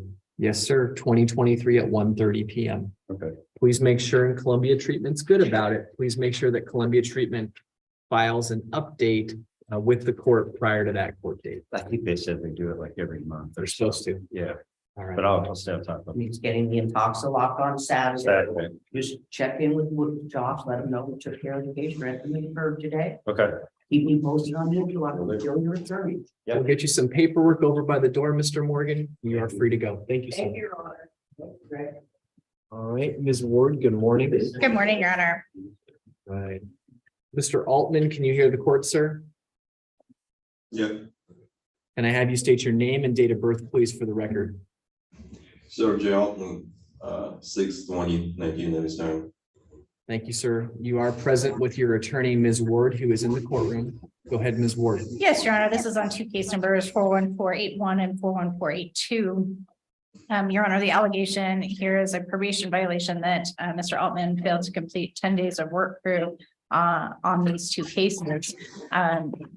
He admits the violation. He was intending to complete the work crew. However, he was in custody on another felony case, which he is also currently being held on. But at this time, we're agreeable with the recommendation of converting those 10 days of work crew to 5 days of jail. There are no other affirmative conditions left to monitor. He would just simply get out of custody once he resolves his other case and start with a clean slate. And that's his desire at this time, Your Honor. Okay. Is that correct, Mr. Altman? You're asking to convert those 10 days of work crew to 5 days jail, sir? Yes. All right. I will go ahead and do that. Mr. Altman is appearing on cause number 41481 and 82, originally assigned 10 days of work crew. Those are to be converted now to 5 days jail.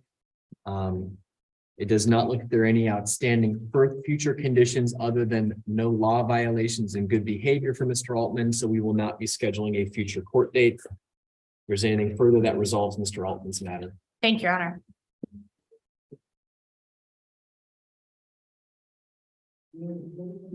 Get your running today, Jacob. All right.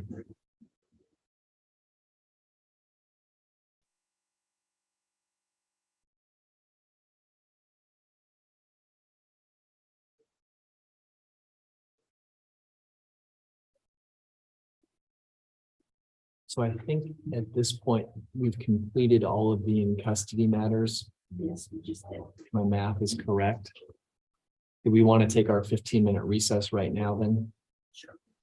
All right, the court's going to be in recess to allow attorneys to get matters ready for the next 15 minutes. All right.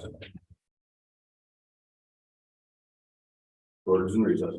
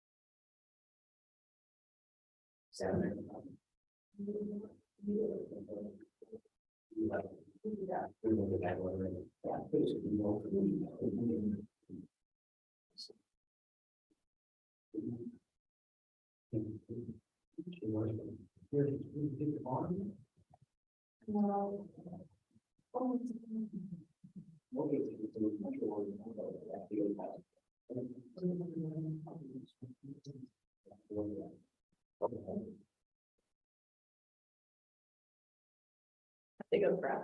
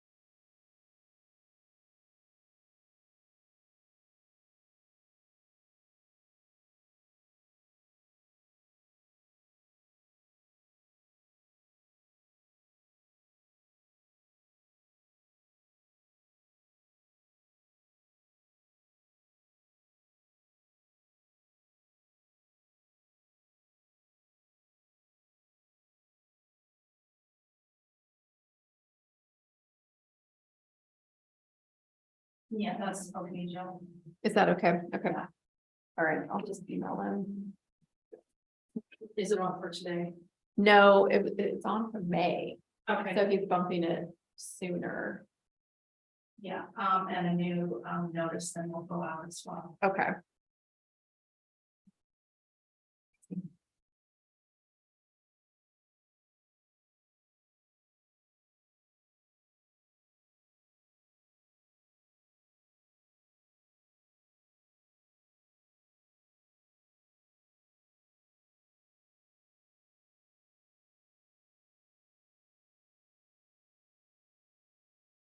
Is everybody here waiting to see this ward? Or are you on your own? No, Jason Smith is here on his own. Okay. And then Fernbach, Mary Kay. Yep. Then I'm here for a follow-up, the time will be in via Zoom. Okay, so you're in the car. Yes. Okay. Okay, thank you. Okay. That Mary Kay and Straw. Here. Thank you. Let's put the infraction stuff up there. Oh. That's fine. So we don't have contact. with this program.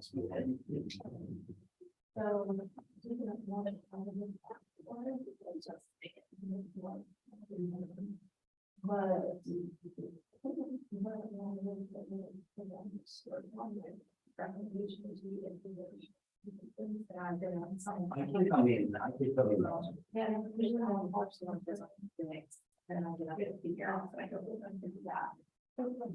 This morning. So she gets, I think she's gonna try and send out Discovery even though she's on vacation. I know, that's why I wasn't emailing her because I knew I didn't want to bother her. She's diving with sharks today.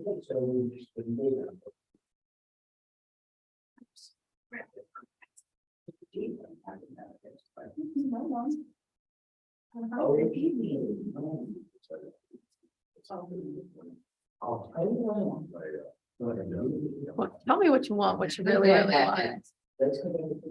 Okay, use this one. Are you ready? Yes. You want, okay. This is Corinne. Ooh. Yeah, just one week. I mean, can you be, well, gosh, April 13th is so crazy. Yes, I can read it. Oh. That one has so many. Can you do community service instead of what the videos and transportation? Get back to work. Yeah, perfect. And I'll be over for lunch.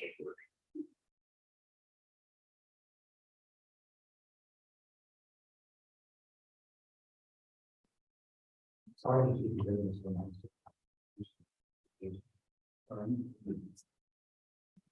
Oh, and then you have, and did you see wolves in the waiting room? I can't see the waiting room. Richard Wolf's in the waiting room. Okay, I didn't see that one. I didn't need you. Yeah.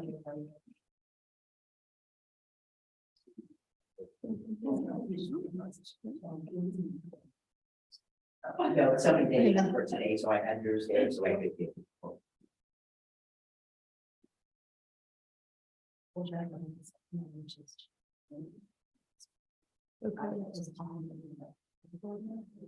Oh, right, it's on that underline assault, yeah.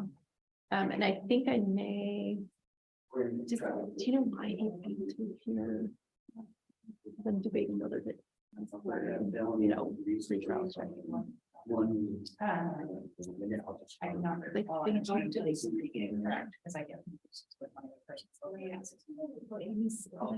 think it was, I think he quashed it. I don't think it was that he didn't have to be taken. in. Yes, he did wash it. Thank you. You can be seated. And then, I think that's. Oh, okay.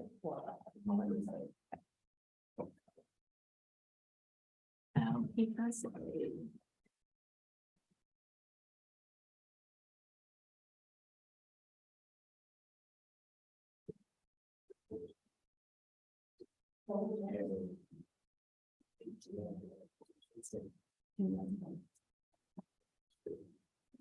Yeah. Crystalline Camstra.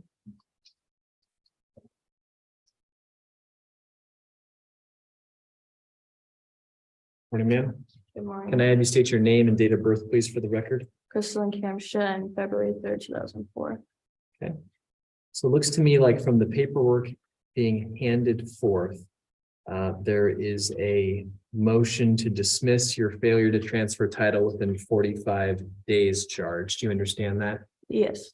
It looks like there is also on your infractions an agreement regarding, looks like mitigating those infractions. Is that your understanding as well? Yeah. Okay. So I will go ahead and sign off on the dismissal of the criminal charge. I'm doing that right now. I'm also going to amend the face of the infractions. There we go. And you're agreeing that the infraction of operating a vehicle without insurance and following too closely, that you committed both of those infractions? Yes. We'll find both infractions committed. The operating a motor vehicle without insurance is being mitigated from $559 to a penalty of $350. The following too closely is going to be $145. And there's additionally for the original criminal charge, what's called a public defender recoupment.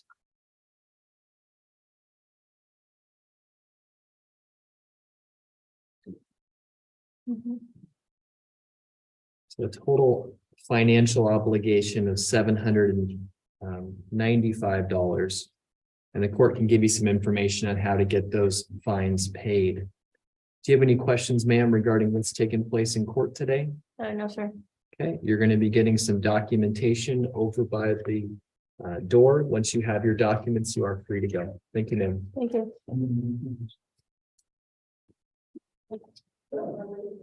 Yes.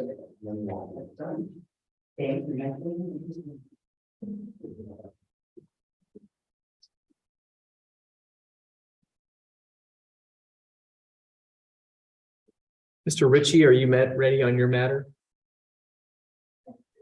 Yes, I am, Your Honor. Good morning.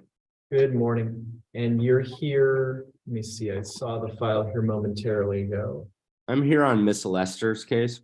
Ms. Lester, okay, I see it. Marissa Lester's, I just let them into the Zoom room. okay.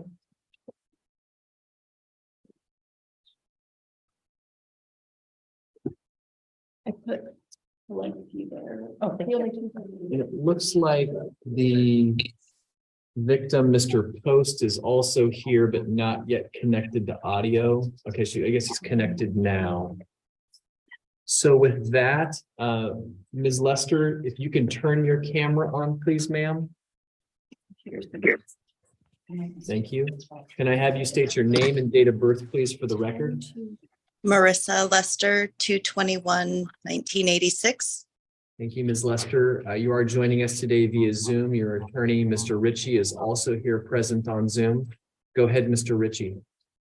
Your Honor, I had some good discussions with Miss Carmi yesterday about a resolution of Miss Lester's case. And so I think what I'd like to do is ask to set this over about 3 to 4 weeks so that we can finalize the details. And there's going to be some things I'll need Miss Lester basically to start with. So.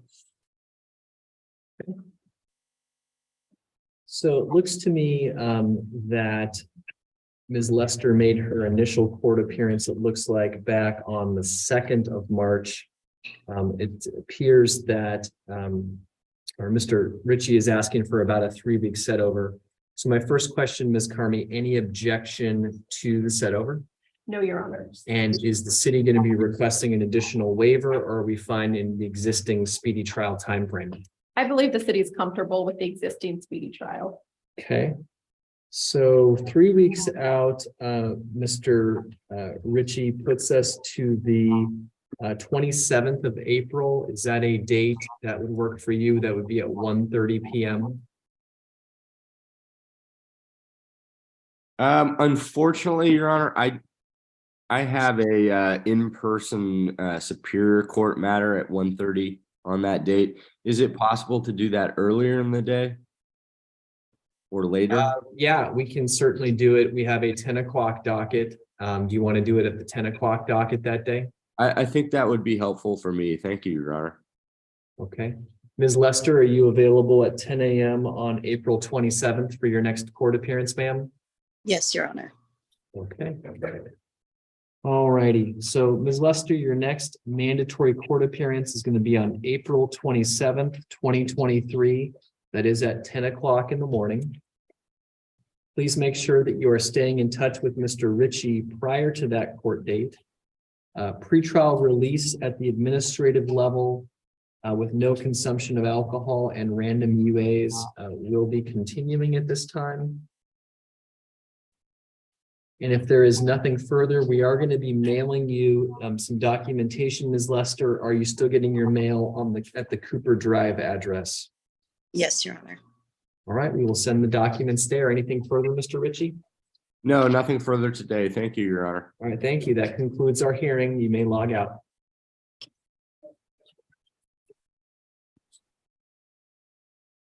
All right. Okay. So Ms. Ward has stepped out. These are her matters. Ms. Gaffney, do you have another matter you want to call? You want to call Mr. Turnbaugh? I know he's been waiting for a while. These are our arraignment. Are you ready, Mr. Turnbull? Yes. You. We were trying to contact his family and we were not. Mr. Turnbaugh, come forward, please. Okay, Mr. Turnbaugh has already identified himself for the record. Mr. Turnbaugh, what's going to happen is I'm going to assign some future court dates, and then we're going to be discussing, conditions of release.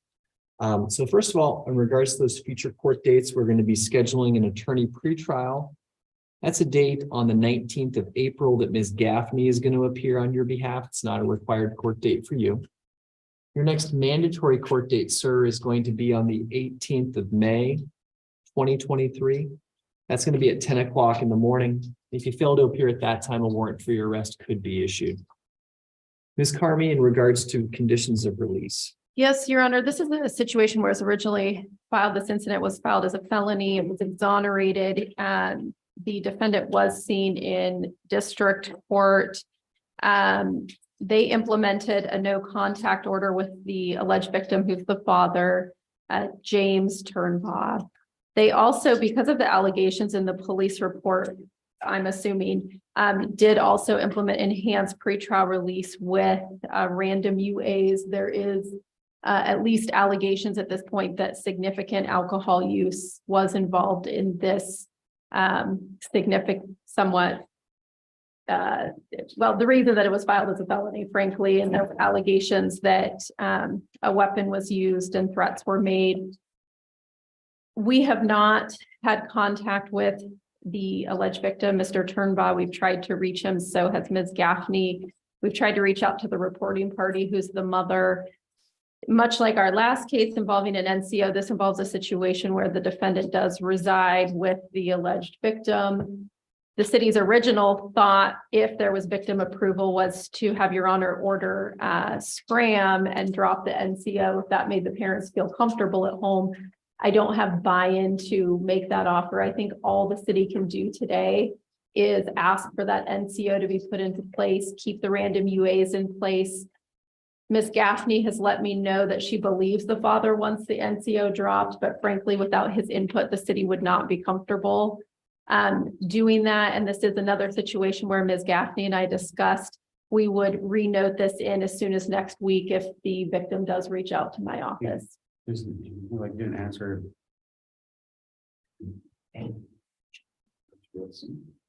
Yeah. So, sorry, Your Honor, my client is checking in with Josh Wilson. The indication is that when the district court formal no contact order was entered, that the dad wasn't fully on board on that, but I have not talked to the father again, gaining that information from my client. I'd ask that the no contact be a condition of the sentence, and they'll do the scram or the UAs, and he's already checked in with Josh Wilson. I can touch base with Mr. Wilson this afternoon. He keeps very good contact with to the people who supervise in their terms.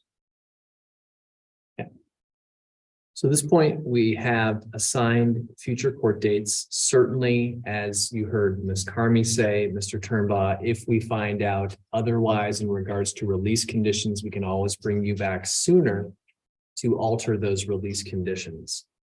At this time, I am going to keep the conditions that have been imposed by district court to violate no laws, appear at all mandatory court dates. Again, right now, that's May 18th, 2023. It could be certainly sooner.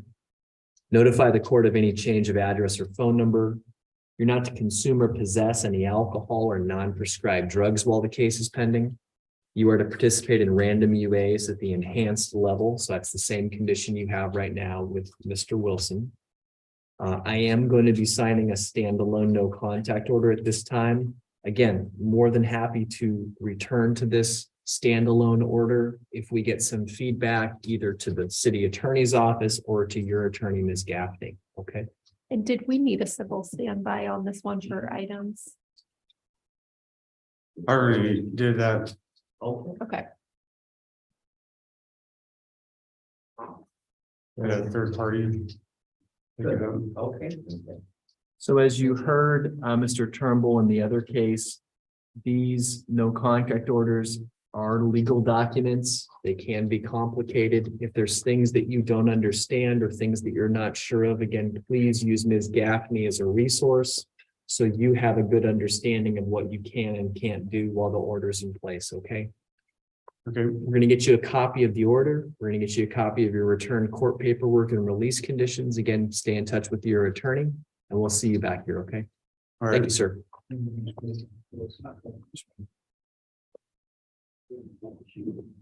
All right, Ms. Ward.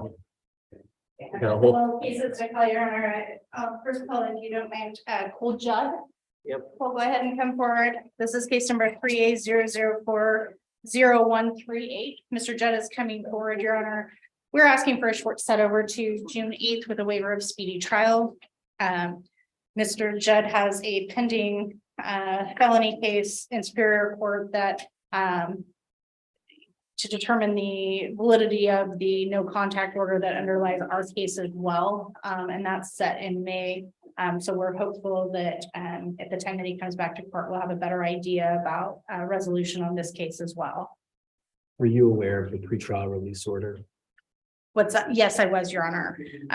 We're going to address that as well then. Okay. And so my understanding is that he had not checked in with pretrial release. He had some confusion with the two cases that were pending. As soon as the warrant issued in our case, he did come in and quash the warrant. He's here today in person at my request. He has kept in contact with me. He understands that as soon as he leaves here today that he needs to go check in person with supervised release and get back on track with them. We made sure that he understood where it is that he's going and the numbers that he needs to contact to stay in contact with them. We would ask the court for leniency on this occasion and allow us this set over with his personal appearance today.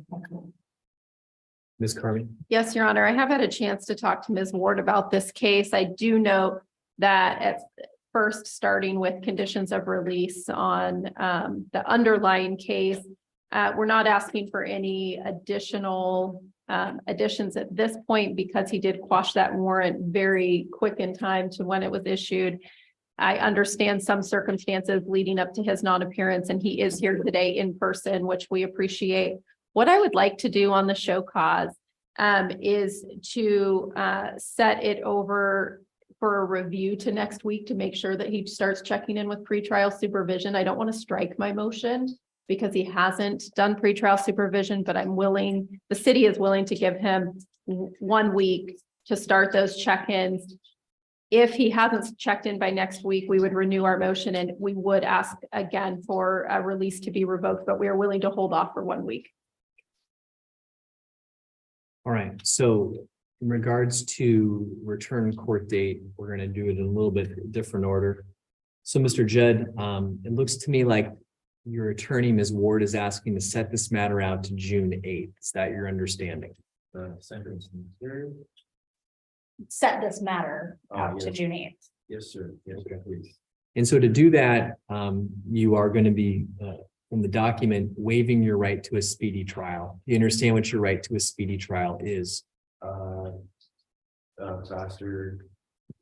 That's what we talked about, having the right to have this matter resolved or set for trial within 90 days of the first appearing. That 90 days starts over on your next appearance date on June. You'll have 90 days from June instead of 90 days from your first appearance. Okay, yes, Your Honor, I do understand. Okay. And are you in agreement with waiving that right and beginning that right again on June 8th? Yes. Okay. I will accept the waiver. I'll find it knowing, intelligent, and voluntarily made. Mr. Judd's next court date is going to be June 8th, 2023 at 10 o'clock in the morning. Conditions of release, including no consumption or possession of alcohol or non-prescribed drugs, no contact orders with Gaylord and Christine Poff, and intensive pretrial release will remain in place. The show cause order will remain in place to ensure that Mr. Judd checks in with pretrial release today. We're going to get you copies of your documents, Mr. Judd. Please make sure you're staying in touch with Ms. Ward and make that release check-in today. Okay. Well, thank you. Thank you, sir. Your Honor, if we can next do Harley Polinsky. Okay. Harley's coming forward, Your Honor. This is case number 2A07300965. This is an entry of stay of proceedings. Mr. Polinsky and I have gone over that, Your Honor. He has signed that, and it's our desire to enter it at this time. Okay. Mr. Polinsky, can I have you state your name and date of birth, please, for the record? Harley Polinsky, 7/22/95. Okay. Mr. Polinsky, have you had plenty of time to talk to Ms. Ward about the stay agreement that you are entering today? Yes, sir. I always tell folks I am not a party to these agreements, meaning I am sort of the referee. This is a contract between yourself and the city of Battleground. My job is to make sure that you follow through with the obligations that you've agreed to. And if you do so, that the city follows through with their obligation, which is to dismiss your charge. Okay. This is a 12-month stay of proceedings. During that time, you'll be making some financial payments. There's a $150 filing fee, $150 supervision fee, and a $300 public defender recoupment. During the time that you were in this agreement, you are to maintain your payment plan for those fines. You are to do 5 days of work crew. You must do at least 1 day of work crew every 30 days. More than 30 days go by and you have not done work crew, it gets returned to me and it can be converted to something else like jail. So we don't want that to happen. You are not to consume any alcohol, non-prescribed drugs, including marijuana. You are to secure a substance abuse evaluation and provide the police report to the evaluator. You're not to have any contact with Walmart stores. You're not to have any new criminal charges, and you're to appear at all future court dates. The charge which you are entering your stay on is what is called a gross misdemeanor. It is subject to 364 days in jail and a $5,000 fine. Because it is a criminal charge, you are giving up several important rights associated with that, including you're waiving your right to a jury trial. Do you understand your right to a jury trial? Yes, sir. Do you understand that you're waiving or giving up that right? Yes. Are these your initials on the form? Correct. Second, you're giving up your right to a speedy trial. A speedy trial would generally be 90 days from when you first appeared in court. What's proposed here by both of these documents is to commence or begin your speedy trial a year from now on April 6th, 2024. So 2 questions. First, do you understand your right to a speedy trial? Yes. Second, are you agreeing to commence that speedy trial right April 6th, 2024, giving the city of Battleground 90 days from that date if it becomes necessary to bring you to trial? Yes, sir. I will accept the waiver, find it knowing, intelligent, and voluntarily made. And this is also your initials, sir, on this portion of the form. Yes. Okay. Do you have any questions at all regarding your obligations under the stay agreement? No. Is this your signature on the stay agreement? Yes, sir. Do you have any questions for Ms. Ward or for the court before I sign this document to enter you into the agreement? No, I do not. We are going to set a review court appearance, Mr. Polinsky, and that is going to be taking place on the 6th of July 2023 at 1:30. It is a mandatory court date. At that time, we're going to be looking at your progress on work crew. We're also going to ensure that you have your substance abuse evaluation and you've started some manner of treatment. We're also going to set a final court date. That final court date will be the 4th of April, 2024. At that time, if you have successfully met your obligations under the stay, we'll be dismissing your case. We're going to get you copies of your stay documents over by the door. Once you have those documents, you are free to go. Thank you, sir. Good luck. Your Honor, if I can next call Van Long. This is case number 2A06219888. Mr. Long is coming forward, Your Honor. We've handed forward a statement on plea of guilty to a charge of driving while suspended in the 3rd degree. Mr. Long, if I could have you state your name and date of birth, please, for the record. Dan Long, 2701. Okay. Mr. Long, it looks like from the paperwork and the statements of your attorney, Ms. Ward, that you are going to be entering a plea today to driving while suspended. It looks like we're going to be mitigating a speeding ticket. Is that your understanding? Yes, sir. Do you need any additional time to talk to Ms. Ward? You are 22 years old. You've completed 12th grade and have your GED. Is that correct? Yeah. Are you able to read and understand the English language? Yes, Your Honor. Okay. In entering your plea today, you're giving up several important rights that I'm going to review with you. You have the right to a speedy and public trial by an impartial jury in the county where the crimes alleged to have been committed. You have the right to remain silent before and during trial and the right to refuse to testify against yourself. You have the right at trial to hear and question the witnesses who testify against you, the right at trial to testify and have witnesses testify for you, and the witnesses can be made to appear at no expense to you. You're presumed innocent unless the charge is proven beyond a reasonable doubt or you enter a plea of guilty, and you have the right to appeal a finding of guilt after trial. You understand those rights? Yes, Your Honor. You understand that in entering your plea, you are waiving or giving up those rights. Yes, Your Honor. The charges you are pleading to is what is called a simple misdemeanor. It has a maximum of 90 days in jail and a $1,000 fine. I am holding up a pretrial agreement that has been filed in your case. You understand the court does not have to follow anyone's recommendation as to sentence, but can sentence you up to the maximum authorized by law. Yes, Your Honor. During the 2-year term of probation, you can pay cost, fees, and assessments as authorized by law. And if you're not a U.S. citizen, a plea can result in immigration or deportation issues. To the charge of driving while suspended in the 3rd degree, taking place October 22nd, 2022 in the city of Battleground, how do you plead? Guilty. Are you making this plea freely and voluntarily? Yes, Your Honor. Has anyone made any threats or promises to get you to plead guilty? No, Your Honor. Factual basis states on or about October 22nd, 2022 in the city of Battleground, state of Washington. I drove a motor vehicle while my license was revoked or suspended in the 3rd degree. Is that a correct statement? Yes, Your Honor. We'll accept the plea, find it knowing, intelligent, and voluntarily made after advice of rights and advice of counsel. I also do see there's a signature on this page. Is that your signature on the top? Yes, Your Honor. Thank you. All right, so what's going to happen now, Mr. Long, is I'm going to hear briefly from the city attorney, Ms. Carmi.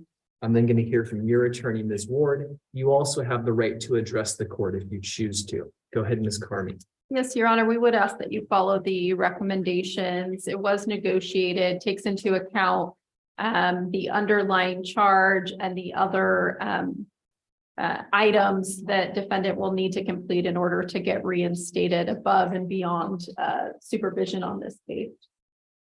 Ms. Ward. Your Honor, we would also ask you to follow the recommendation. We think it's fair and appropriate under the circumstances, but for the financial portions of the recommendation, my client, we had set this over a couple times to try and get him reinstated, but he needs SR22 insurance, which requires money.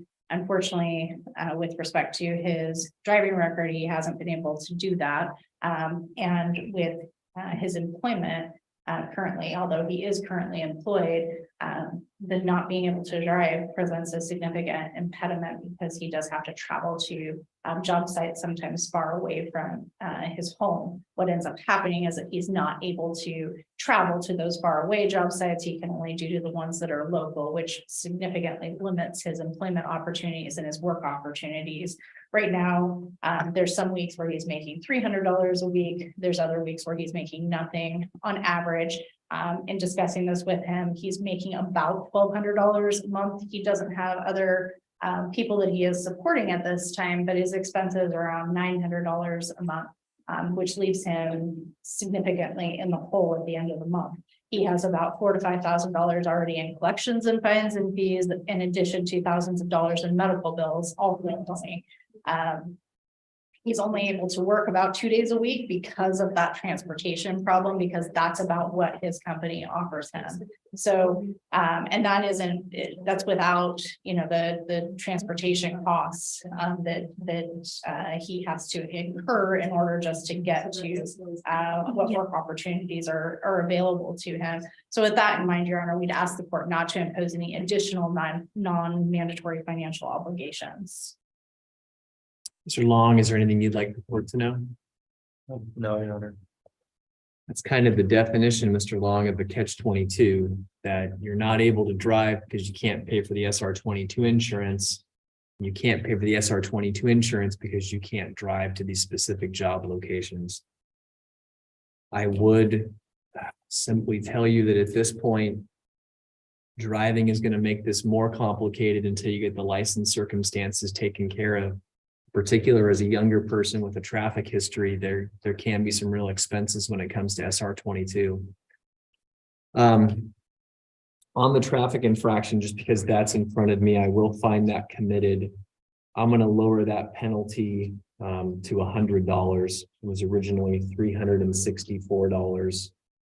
I'm making that finding today. Thank you, Your Honor.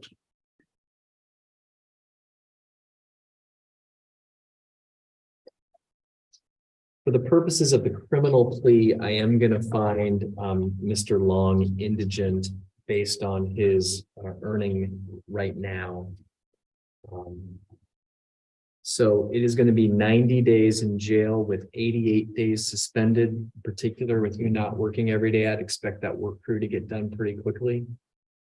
$1,000 fine. I will suspend all 1,000. There is a $100 fee for the mitigated traffic infraction for a total of 2 days on the work crew program. As you've heard me tell other people, Mr. Long, you must do at least 1 day of work crew every 30 days. More than 30 days pass and you've not done work crew, it gets returned to me and can become a jail sanction. You're on bench probation for 24 months. Conditions: no criminal law violations, not to drive a vehicle without a valid license. We are going to set a return date on July 6th, 2023 at 1:30. The easiest way for you to get that court appearance canceled is to do your 2 days of work crew. So I know that Devin is sometimes here in the morning. He may not be here right now, but certainly get checked in, get those 2 days of work crew done, and good luck with everything, okay? Thank you, Your Honor. Thank you, Mr. Long. We'll get you some paperwork over by the door. Thank you, sir. Good luck. I have one additional case to call Edward Schroll. He is on Zoom, Your Honor. Okay. To bring in Mr. Schroll from the Zoom waiting room.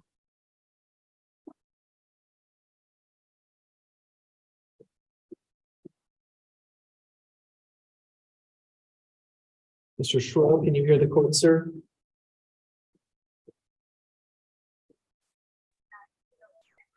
Mr. Schroll, can I have you state your name and date of birth, please, for the record? Edward Schroll, it's 9/1/1974. Mr. Schroll, you are in court with your attorney, Ms. Ward. By the paperwork in front of me, it looks like you are entering a plea today to theft in the 3rd degree. Is that your understanding? Yes, Your Honor. Okay. Mr. Schroll, I'm going to go through with you what is called the statement of defendant on plea of guilty. If you have any questions or need additional time to talk to Ms. Ward, please let me know and I'll put you back in touch with her. Okay.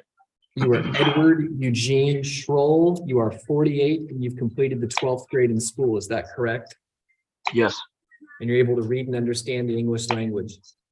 Yes. In entering a plea today to the charge of theft in the third degree, you are giving up several important rights, including the right to a speedy and public trial by an impartial jury in the county where the crime is alleged to have been committed, the right to remain silent before and during trial, and the right to refuse to testify against yourself. You have the right at trial to hear and question the witnesses who testify against you, the right at trial to testify and have witnesses testify for you, and these witnesses can be made to appear at no expense to you. You're presumed innocent unless the charge is proven beyond a reasonable doubt or you enter a plea of guilty. And you have the right to appeal a finding of guilt after trial. You understand all those rights, Mr. Schroll? Yes, Your Honor. You understand that in pleading guilty, you're waiving or giving up those rights? Yes. The charge that you are pleading to is a gross misdemeanor and is subject to 364 days in jail and a $5,000 fine.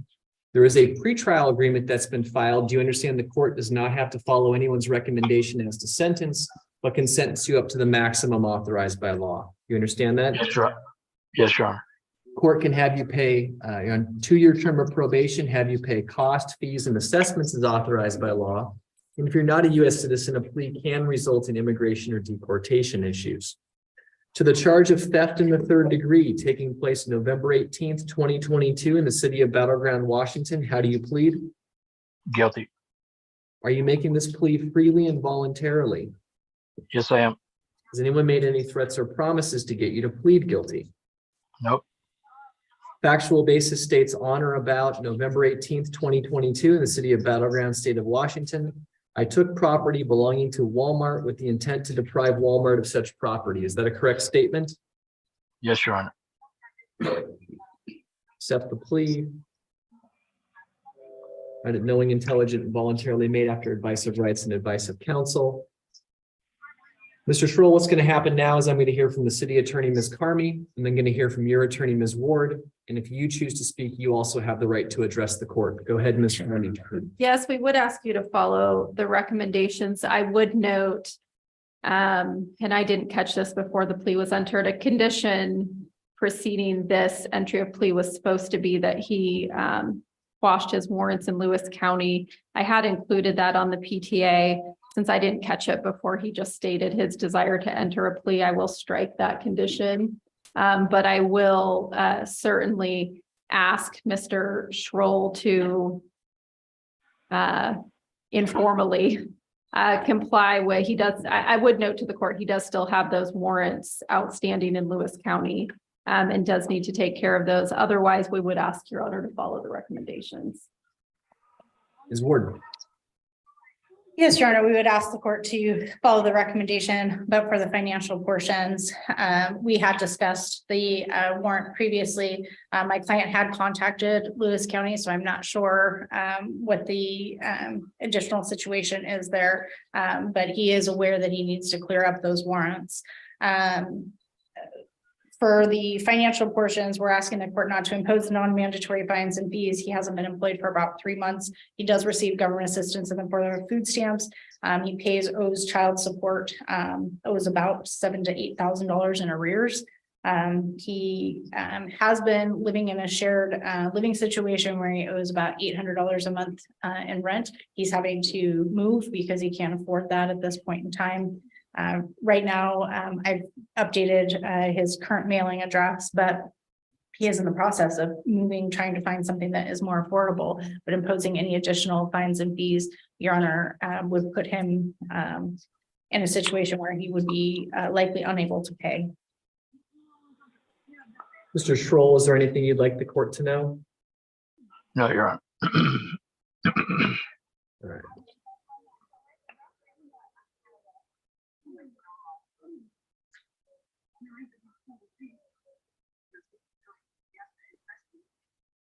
All right, I will follow the recommendation of the parties. It is 364 days in jail with 361 days suspended, 3 days to serve on the work crew program.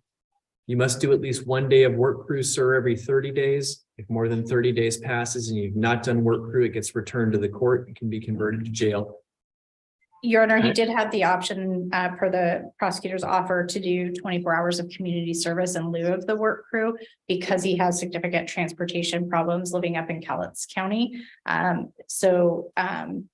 We would ask that he be allowed that 24 hours of community service in lieu of the work crew at this time.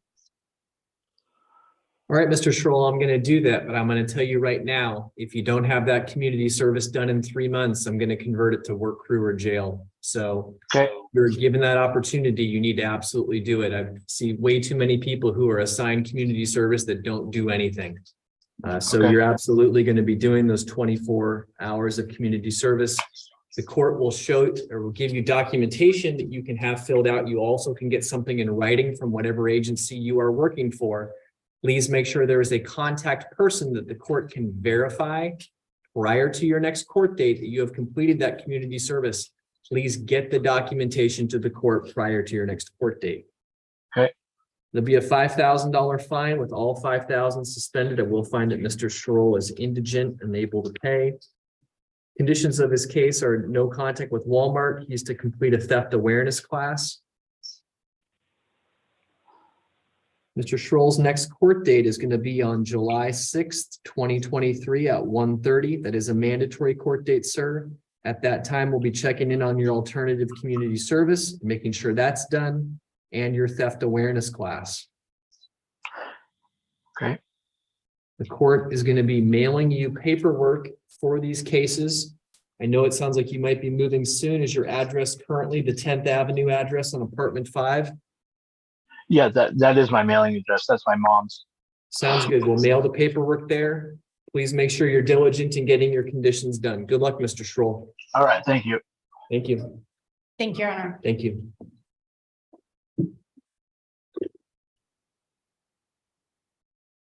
All right, Mr. Smith, why don't you come up?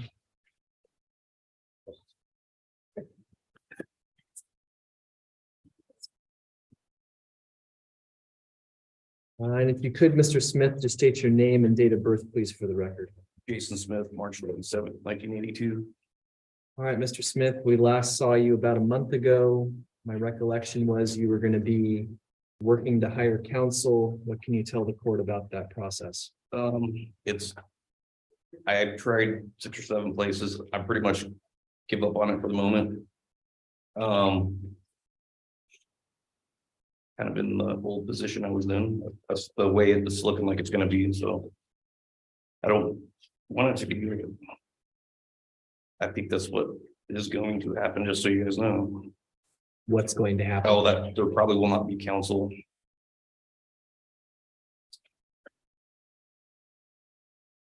So, Mr. Smith, your last waiver of speedy trial commenced on March 9th, meaning there was 90 days from that date. Are you going to be extending or waiving that right to speedy trial, or are you asking to go to trial within the next 60-ish days? As of right now, yes. I'm hoping we can do a set over for 2 weeks because I want to turn in some motions, hopefully within 1 week to get them to you guys with a week advanced. I'm hoping I could do that also, but yes. Okay. I'm going to do a colloquy that I've done with you before.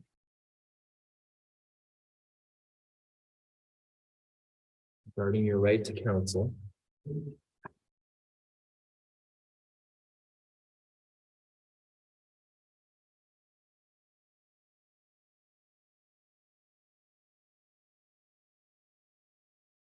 I'm inclined at this point, Ms. Carmi, to set Mr. Smith's matter for trial.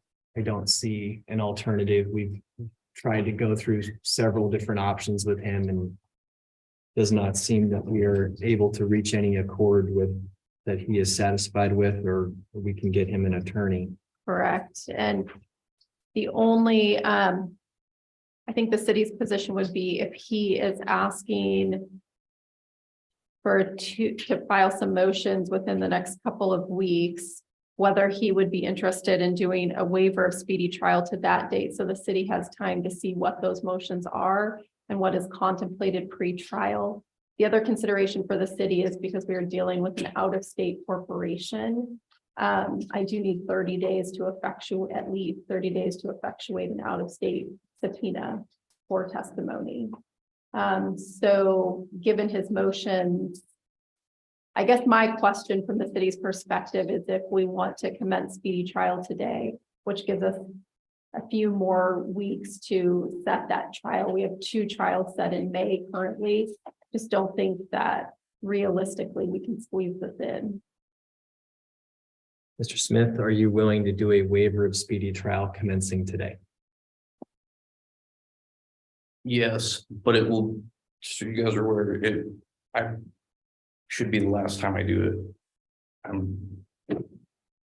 And then let's, if we could, Your Honor, set a deadline for those motions. I know this is a somewhat unusual case and a somewhat unusual case to proceed on pro se. So I just am hoping to have that information ahead of time. So, Mr. Smith, at this time, I'm going to be taking you through your waiver of right to an attorney. I'm also going to be taking you through your speedy trial waiver. I will tell you, because I know we've gotten into the process before and had kind of course corrections, that at this point, my expectation is that this is going forward. You certainly have a right to an attorney. We've tried to assign public defenders before. It's just not been proceeding in a direction that we're. I mean, do you want to be screened again for another public defender? All right, so we're being a recorded record, so you shaking your head no is not going to be picked up. Okay. All right, so let's first go through your waiver of right to an attorney. Waiver says as follows. Number 1, I understand that I am charged with the crime indicated in the citation and complaint. In this circumstance, stalking, domestic violence.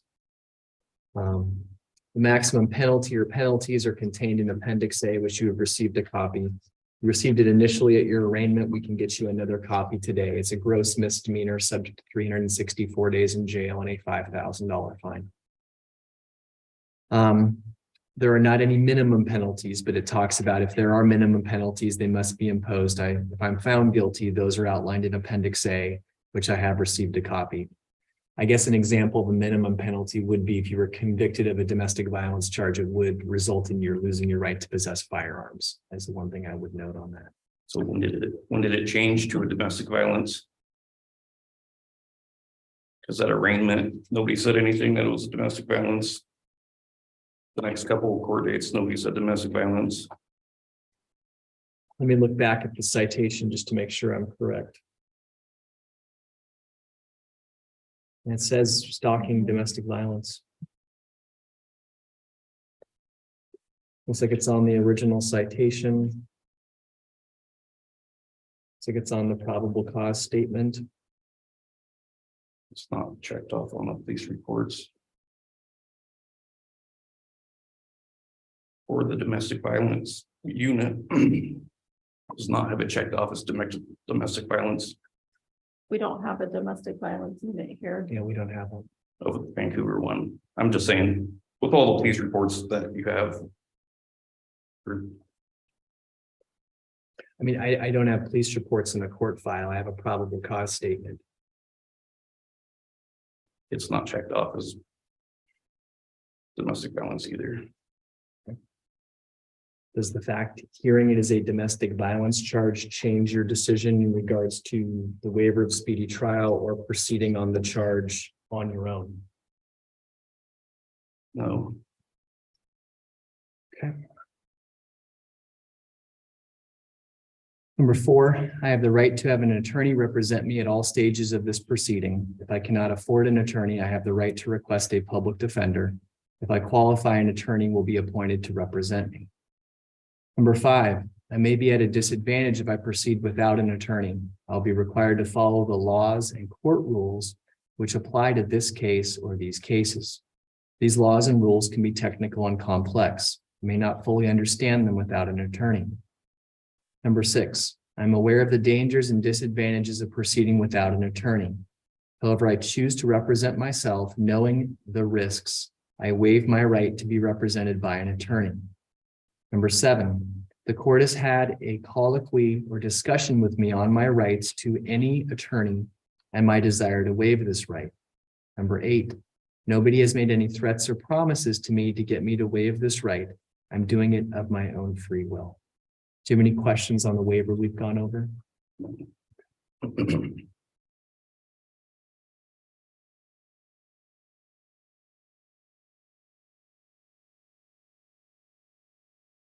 So, Mr. Smith, if you want to come forward, there's a spot for you to sign. Date. How it works is there's a printed name portion there and a signature portion right there.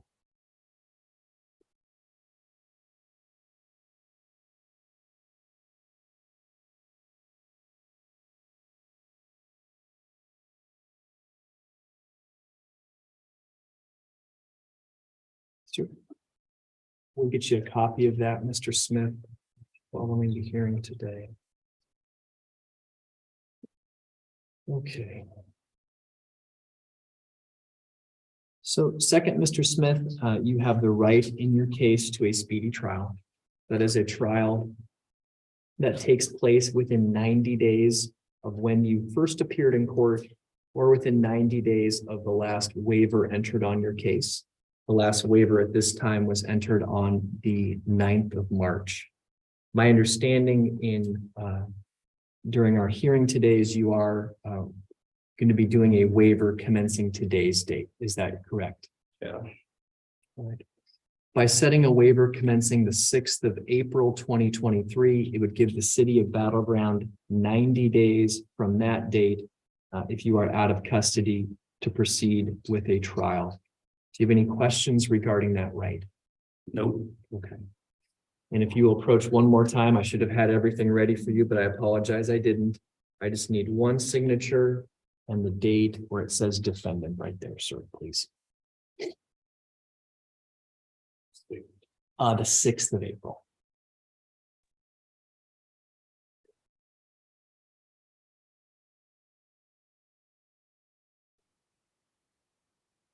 All right, thank you, sir. Promise that's your last time up here to sign something. Okay. I will find that the waiver is knowingly, intelligently, and voluntarily made. I'm going to sign off on the waiver as well. Okay. So with that said, it sounds to me like we're going to be getting dates for Mr. Smith's motion, and we'll set a date that we're asking you to file the motion by, Mr. Smith. And then we'll set a date further from that where the city can respond. So I'm going to set a filing date for you, a response date for the city, and then we're going to have a hearing. That way, both parties get the same paperwork going back and forth, okay? Yep. So let's kind of reverse engineer this a little bit. Let's figure out, let's do it this way. How long, Mr. Smith, do you think you will need to get your paperwork, your motions filed with the court? I don't think it'll be any more than 2 weeks. Okay. So let's, yeah. okay. So with that, I think we will set a, so if we said that your motions are to be to Ms. Carmi by the 20th of April, that's 2 weeks from today. That's fine. Okay. I'm just going to, there's not really a perfect spot on this, so I'm just going to write defendant's motions to city by 4/20/23. In regards to your response, do we want to do that 2 weeks after then, Ms. Carmi? So that would put it to May 4th?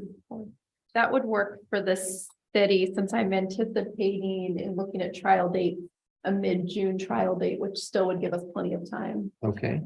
So I'm going to say city's response to defendant by May 4th, 2023. My preference then is probably at least a week or two for me to read everything that's been sent back and forth so we can have a meaningful hearing. And my thought is to maybe have that hearing in the afternoon, maybe about 3:30, Madam Clerks, on a date where we don't have a lot of people set, so we can have at least maybe half an hour to 45 minutes for that hearing.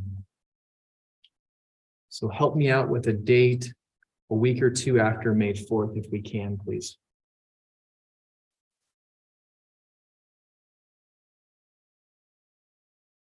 We've got 39 cases in court, there's 36 cases. And we're gonna be 44 cases on the 18th. Okay, so what sounds like May 11th is maybe the lighter day of the two? Okay, I'm fine with that. So I'm just striking the word readiness, and I'm writing motion hearing. Actually, let's rethink that. I'm going to put it up here further. So our motion hearing will be on Thursday, May 11th, 2023 at 3:30 p.m.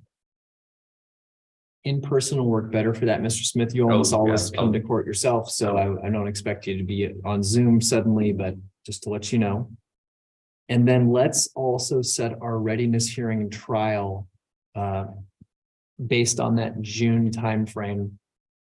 Let's start out with the desired Tuesday trial date that will work with both parties. And then we'll set a readiness date based on that. Okay. I'm looking at proposal for Mr. Smith of a trial on Tuesday, June 13. Now, this court also currently has a trial set for June 27 in a different matter. So I think that's that's still about, I think if I calculate it correct, July 5th would be our end date. So the options for me would be June 13 or June 20. We can't do it on June 20. Okay. All right. How about June 13th, Mr. Smith? Does that work for the trial date? Be fine. Okay. So our jury trial is going to be June 13th,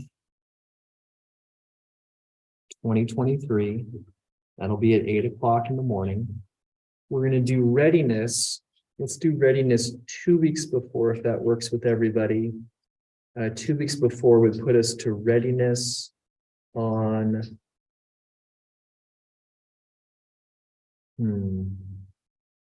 we can do, let's do our readiness hearing on May 25th. Does that work for everyone? May Yes, it 25th? does. It's Thursday. Okay. All right. May 25th, 2023. We'll do the readiness. Do you have a preference between the 10 a.m. and the 2 p.m. docket? 10 a.m. is sometimes shorter of the two. I like the 10s. Okay, let's do that. We'll do the 10 o'clock. Okay. All right, so I think this is everything date-wise that we need. I'm just going to review with the parties real quick here.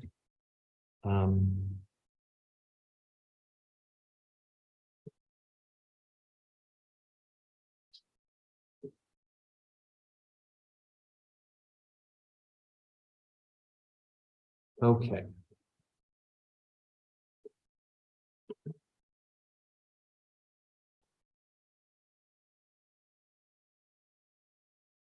I'm going to walk us through a number of dates, but this is what we have. That Mr. Smith's motion will be provided to the city by April 20th, 2023. It's 2 weeks from today. The city's response motion is to be provided to Mr. Smith. And when I say provided, I mean sent via email. Probably is the best way. That way we have a receipt that shows when it's going back and forth. By May 4th, 2023. My request to both parties, if we can, is to also send a copy to the court. That way I'll have a copy of Mr. Smith's motions and Ms. Carmey's response to the motions or counter motions and so forth.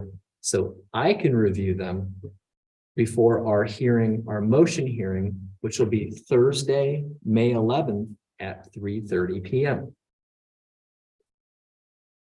We will have a readiness hearing that is tentatively scheduled, or scheduled, I guess is best we will say, May 25th, 2023. Again at 10 a.m.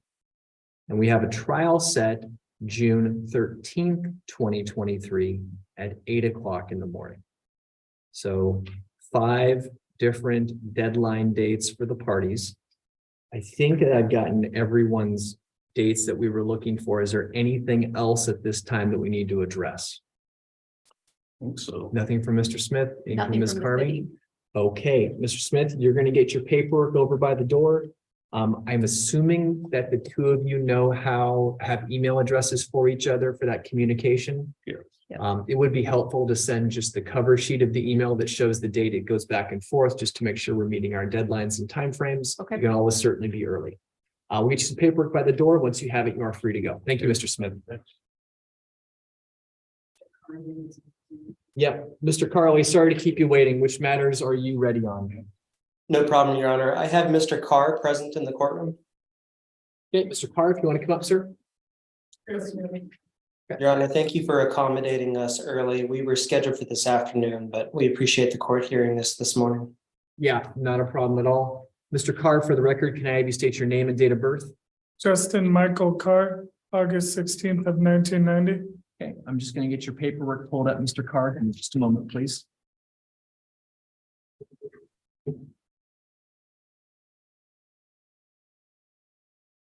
Okay. So you gentlemen might be able to help me out on this. So my recollection when I was looking at the paperwork was prior to his plea, it looked like Mr. Carr completed 40 hours of community service. That at the time of his plea, he asked for a portion of his fine to be converted to work crew. And it did not appear to me that any of that work crew was done. Is that consistent with your recollection, Mr. Carley? To be honest with the court, I don't recall the portion about converting fines to work crew. Mr. Carr, did you make that request to convert fines to work crew?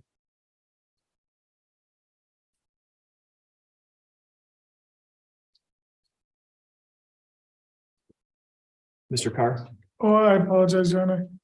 Yes, I did. On that matter, when I received the final court documents via email, if you look on the annotation set for the number of days, Your Honor, the number 5 is crossed out of it completely. I did make at least a couple phone attempt contacts to get a hold of the work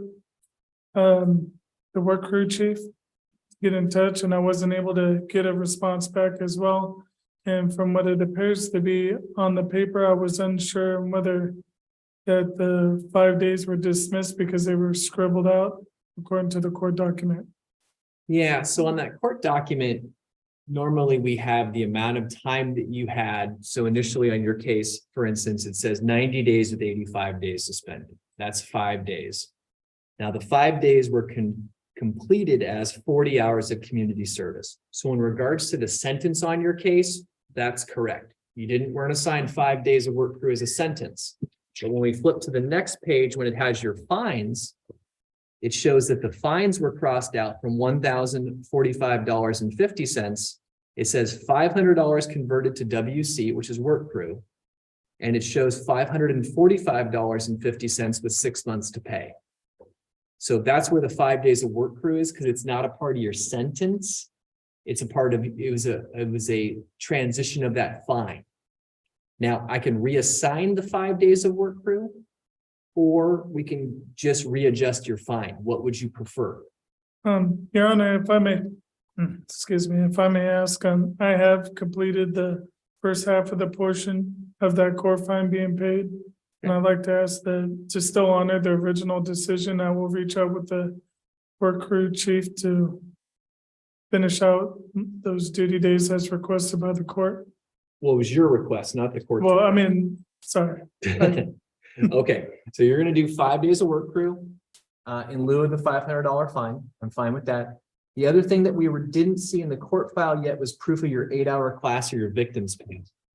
Yes, Your Honor, that class has already been paid for and is scheduled for the 15th of April. Was the soonest class I could get into. When you say class, do you mean the 8-hour class or the 2-hour victims panel? The 8 hours, the 8-hour class, I did complete the victims panel, Your Honor. I just have not received the certificate. Okay. All right, so Mr. Carr, let's set this matter over. I'm gonna set it over 3 months for you to get those 5 days of work crew done. The 8-hour class, it sounds like, and the victims panel. We're gonna set your next court date for July 6th, 2023 at 1:30. That will be a mandatory court date unless you have all your conditions completed and we let you know, okay? So you're gonna get a copy of that document with the return court paperwork on it. Once you have that, you are free to go. Thank you, Your Honor. Yep, we'll get that paperwork over to you by the door. Madam Clerk, I did save the document. I can print and sign it when you're ready. And Mr. Carlin, it looks like you had some other matters on for this afternoon, correct? That's correct, Your Honor. I'll see you this All right. afternoon. Thank you. I'll see you back then. All right. All right, Ms. Gaffney, do you have matters ready? Just 2 matters that are ready. Okay, sounds good. All right. Okay. He registered the vehicle actually before he became a court. Understood. So this is Victor T 3A01642440. Noted a dismissal with prejudice, titled transferred prior to arraignment. So that resolves Mr. T's matter. Sign this and hand it right back to you, Jacob.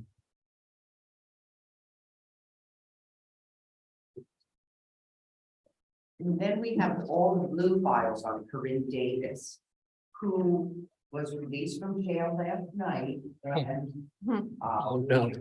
we're in agreement with a 1-week only set over so I can secure her appearance, because I don't want a felony. I don't want to warrant to throw out Ms. LaValle's But felony. it's TV. Okay. Okay. So let me get a return to court and I'll try to get all of this. Okay. Yeah, I'm fine. Oh, you're right. Yep, you're right. Let me just get that printed out here real quick. Thank you, Ms. Travers. Thank you, Travers. You did. And it looked to me, because I had a notation on here that it talked about mental health court entry, but it sounded like she didn't get into mental health court. My understanding is they did not accept her. All right, I'm gonna. We anticipated extending our stay because she started our stay in October. A week later, she went into custody until yesterday. Okay. So we're gonna just extend your eviction on this day. All right, so we'll set Ms. Davis's cases over to the 13th or 13. And right now it shows on the form here 1:30. I'm fine with striking that out. And I'm assuming we'll put her at 8:30 in the morning. I mean, I don't know what time you're planning on being out here, Ms. Whatever time you want. 1:30 is just such a tough time because it's so busy. So why don't we, it's ready to print right now, Madam Clerk. So if I could just strike and write maybe 10 a.m. in that time for Ms. Davis's form, I think that would be more appropriate time for Ms. Gaffney, hopefully less folks waiting.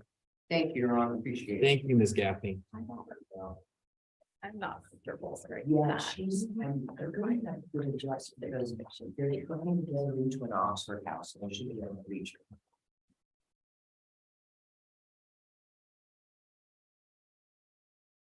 But that's why I'm flying twice today this morning. You want to chat with him? Okay. Okay. Okay.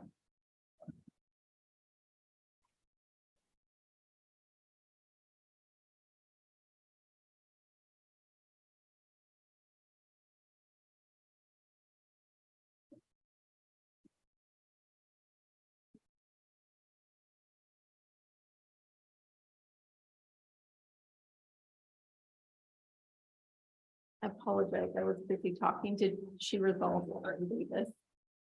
Set it over 1 week. Perfect. Let's go through Yes. the arraignments and then Ms. Wolf is probably, or Ms. Ward is probably working on Mr. Wolf on this. Yeah. Okay. Yeah. So anyone that. So let's just go through the arraignments and we'll, Okay.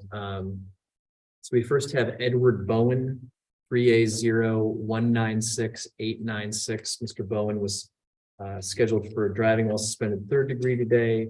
Has the court appearance date Thursday, April 6th at 8:30. I did review, I did find probable cause.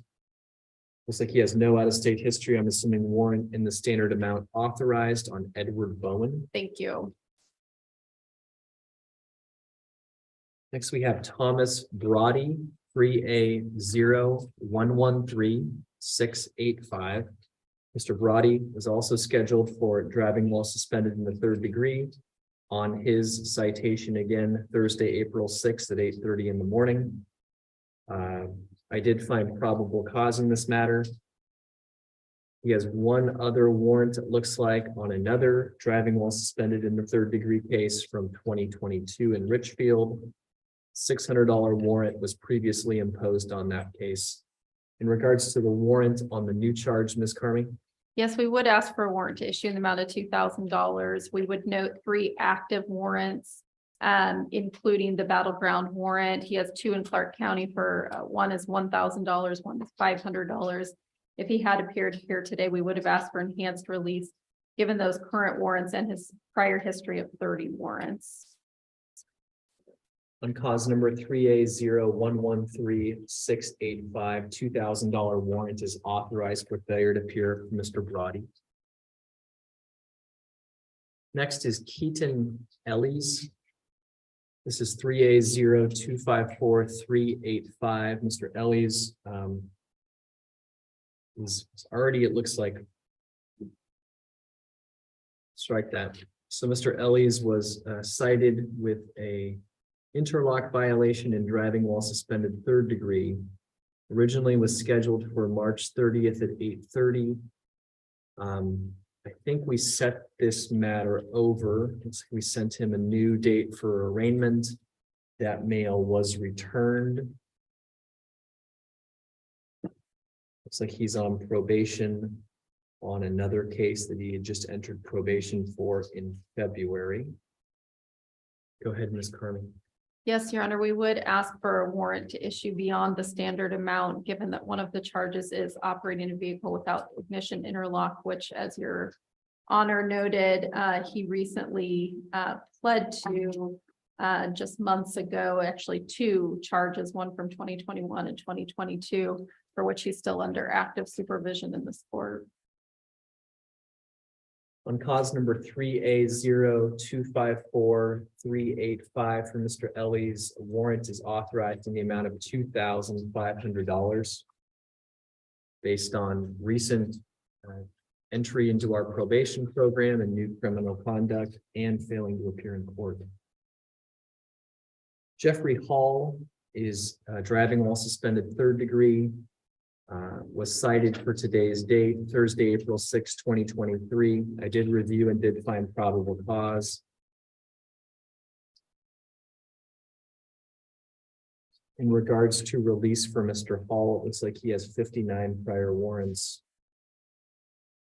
Yeah, we would have asked, given his history of non-appearance, 59 prior warrants and a prior bail jump conviction, we would have asked for enhanced release if he had appeared today. Given the underlying charge, we would ask for warrant to issue in the amount of $1,500 for Mr. Hall. $1,500 warrant is authorized on 3A0164-247 for Mr. Hall.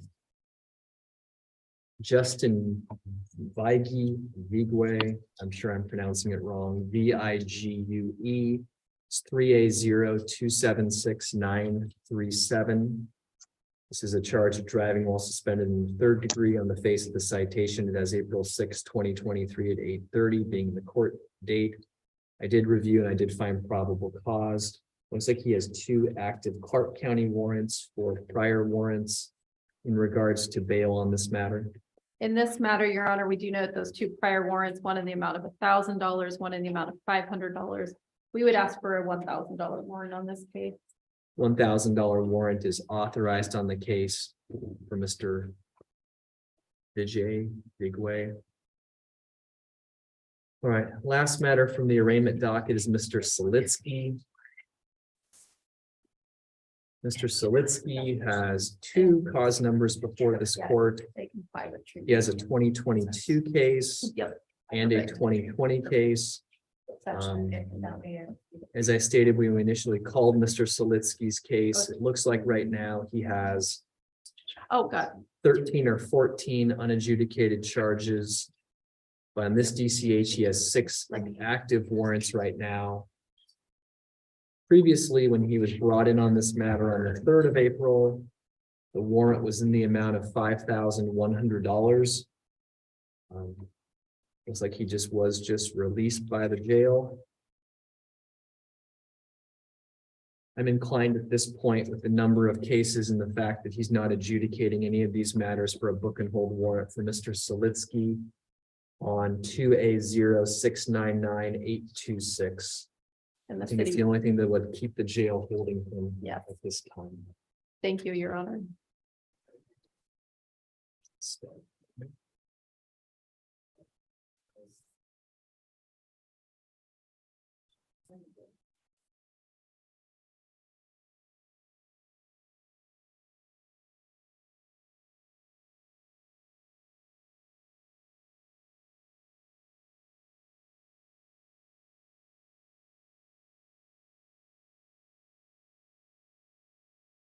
And Danielle, my computer won't print in here today. So I just emailed you a PTA on Wolf that I'll come over and grab if you're able to print it from there.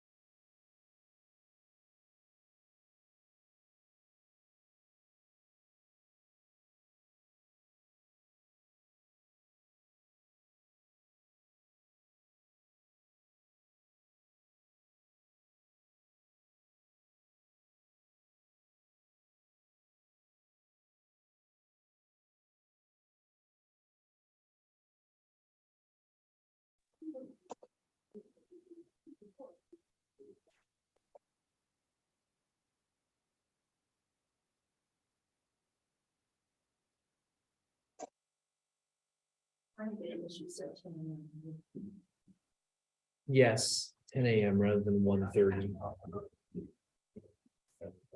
That changes. Thank you. One of those days.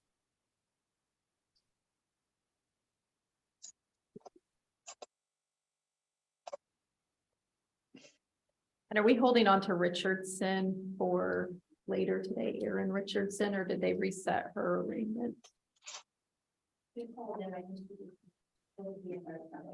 By the afternoon, okay.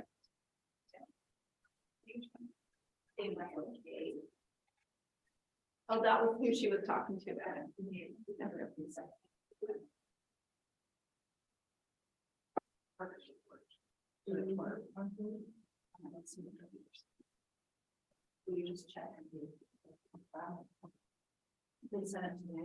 Mr. Wolf, can I have you please take yourself off of mute and turn your camera on, please, sir?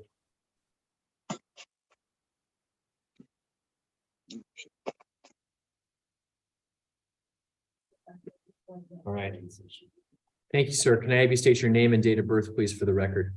Richard Lee Wolf, May 20th, 1997. Okay. Mr. Wolf, it looks to me like from the paperwork, at least, that you've reached resolution.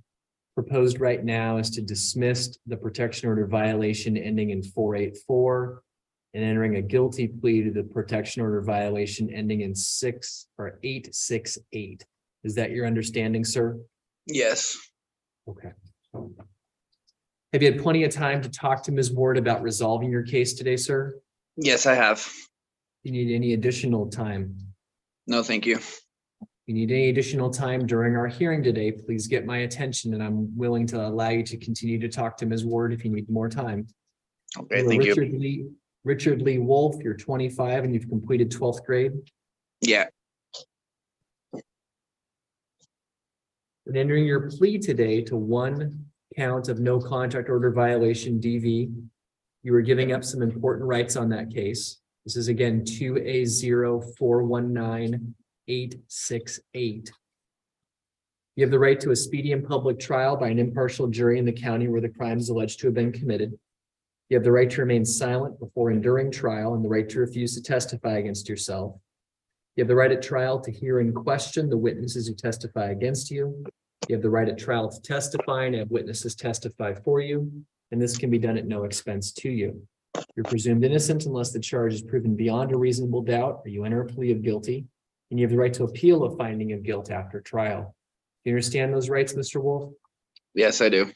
And you understand that in pleading guilty, you're waiving or giving up those rights? Yes, I understand. The charge that you are pleading to is a gross misdemeanor in the state of Washington. It's subject to 364 days in jail and a $5,000 fine. There is a pretrial agreement that I'm holding up. Do you understand the court does not have to follow anyone's recommendation as to sentence, but can sentence you up to the maximum authorized by law? Yeah. Court can place you on probation for a time frame of 5 years, during which time you'd pay cost, fees, and assessments as authorized by law. And if you are not a U.S. citizen, a plea can result in immigration or deportation issues. Box L has been checked in your paperwork that we're required to impose a $15 mandatory domestic violence protection order fee. Do you understand that? How much would that be? $15 mandatory fine. Oh, there's $15. Okay.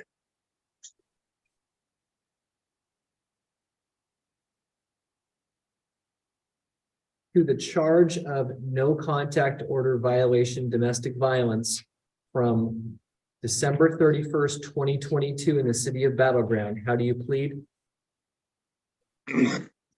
Guilty. Are you making this plea freely and voluntarily? Yes. Has anyone made any threats or promises to get you to plead guilty? Nope. Factual basis states on or about December 31st, 2022 in the city of Battleground, state of Washington, I knowingly violated an existing protection order number 22-2-087076, which was valid and validly served by contacting the protected party, Rachel Hornsfeld, a domestic or household member. Is that a correct statement? Yes. I will accept the plea. I'll find it knowing, intelligent, and voluntarily made after advice of rights and advice of counsel. Pursuant your plea, I am going to be dismissing the other matter, which is 3A0172484. This is a dismissal with prejudice, and I am signing off on that. Okay. What's going to happen now, Mr. Wolf, is I'm going to hear from the city attorney, Ms. Carmy. I'm then going to hear from your attorney, Ms. Ward. And if you choose to speak, sir, you also have the right to address the court. Go ahead, Ms. Carmy. Yes. Yes, Your Honor, we think that this is a fair recommendation that should be followed, given the underlying allegations in this case, which involved non-in-person contact violating the order. So we would ask you to follow the recommendation. We do think it protects the victim as well as provides some accountability for the defendant. We also, and I did not present this to Your Honor, and we'll go grab it. Just by state law, we need to have Your Honor sign the notice of ineligibility to own a firearm or possess. It won't involve any sort of surrender on his part. We just need to enter it. And I believe that box was checked on the plea form as well, Your Honor. We would ask the court to follow the recommendation. We do think it's fair and appropriate under the circumstance and the result of extended negotiations on this case, Your Honor. My understanding is the victim did not, although prosecutor did try to contact her several times, did not provide any sort of input and did not respond either to the prosecutor or to me. We would ask the court not to impose any of the non-mandatory fines and fees. It's been about 4 months since my client has been employed as a result of this. He is not living in the family home. He is living with a family member. He has no source of income at this point in time and is just simply being supported by that family member. This guilty plea does reduce his income ability or job search abilities He is actively searching for a job, but has not been able to find one at this time. He does have significant credit card debt, which he shares with his significant other, and it has no ability to pay that at this time either. For those reasons, Your Honor, we'd ask the court not to impose any of the non-mandatory fines and fees. Mr. Wolf, is there anything you would like the court to know, sir? No, nothing. I will follow the recommendation of the parties. I did again sign off on the dismissal on cause number 3A0172484. The cause number 2A0419868, 364 days in jail with 354 days suspended, 10 days to serve on work crew. Mr. Wolf, you must do at least 1 day of work crew every 30 days. If more than 30 days pass and you have not done work crew, it gets returned to me and be converted to jail time. All right. $5,000 fine. I will find that Mr. Wolf is indigent. I will suspend all $5,000. I will impose the $15 domestic violence assessment, however, that is required by statute and is mandatory. Conditions being no criminal violations, bench probation for 60 months. Mr. Wolf is to secure a domestic violence evaluation, comply with any recommended treatment. There is a continued no contact with Rachel Hornsfeld, again, per the order that is existing in place with the Superior Court in Clark County. Mr. Wolf is going to have a mandatory return date of the 6th of July, 2023. At that time, we'll be looking at his progress on the 10 days of work crew, the domestic violence evaluation, and whether he has begun any recommended treatment. Mr. Wolf, we're going to be mailing you some paperwork regarding the resolution today. It sounded like you had changed your address. The address that the court has for you, sir, is on 150th Avenue in Vancouver. Do you get mail at that Same address address. still? Yeah, same address. All right, we will send the paperwork there. I'm also signing off on the notice of inability or ineligibility, excuse me, to possess a firearm. That will also be in the court file. Any questions at all, Mr. Wolf, regarding the court proceeding today? So I still have the restraining order on my wife. Do I have that on my daughter too, or just my wife? And he's talking about a Superior Court case that is not involved in this case. Yeah, so the court can only inform you legally on parties that the court has some manner of jurisdiction or knowledge of. It does appear that your wife, the no contact order with her or the protection order is still in place with Superior Court. And it is a condition of that for you to abide by it. Whether there's any other orders with other people, this court does not have jurisdiction to say, okay? Okay. All right, there's nothing further. You can go ahead and log out. Thank you, sir. Thank you.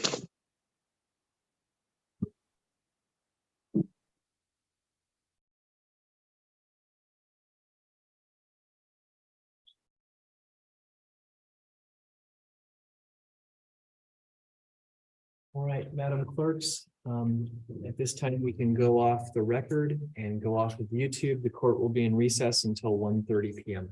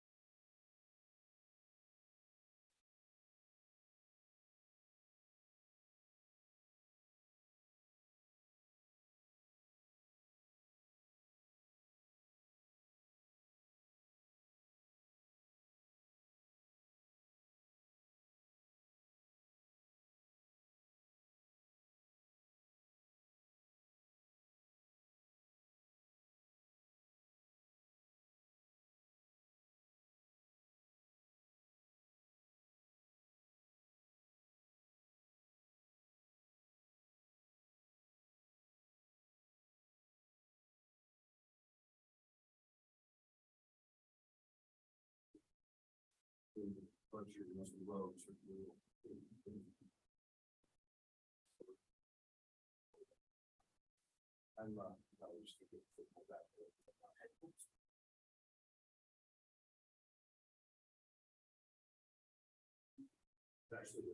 first step, well, that's because tired of waiting. So. I think we're doing that after the softball. I say this.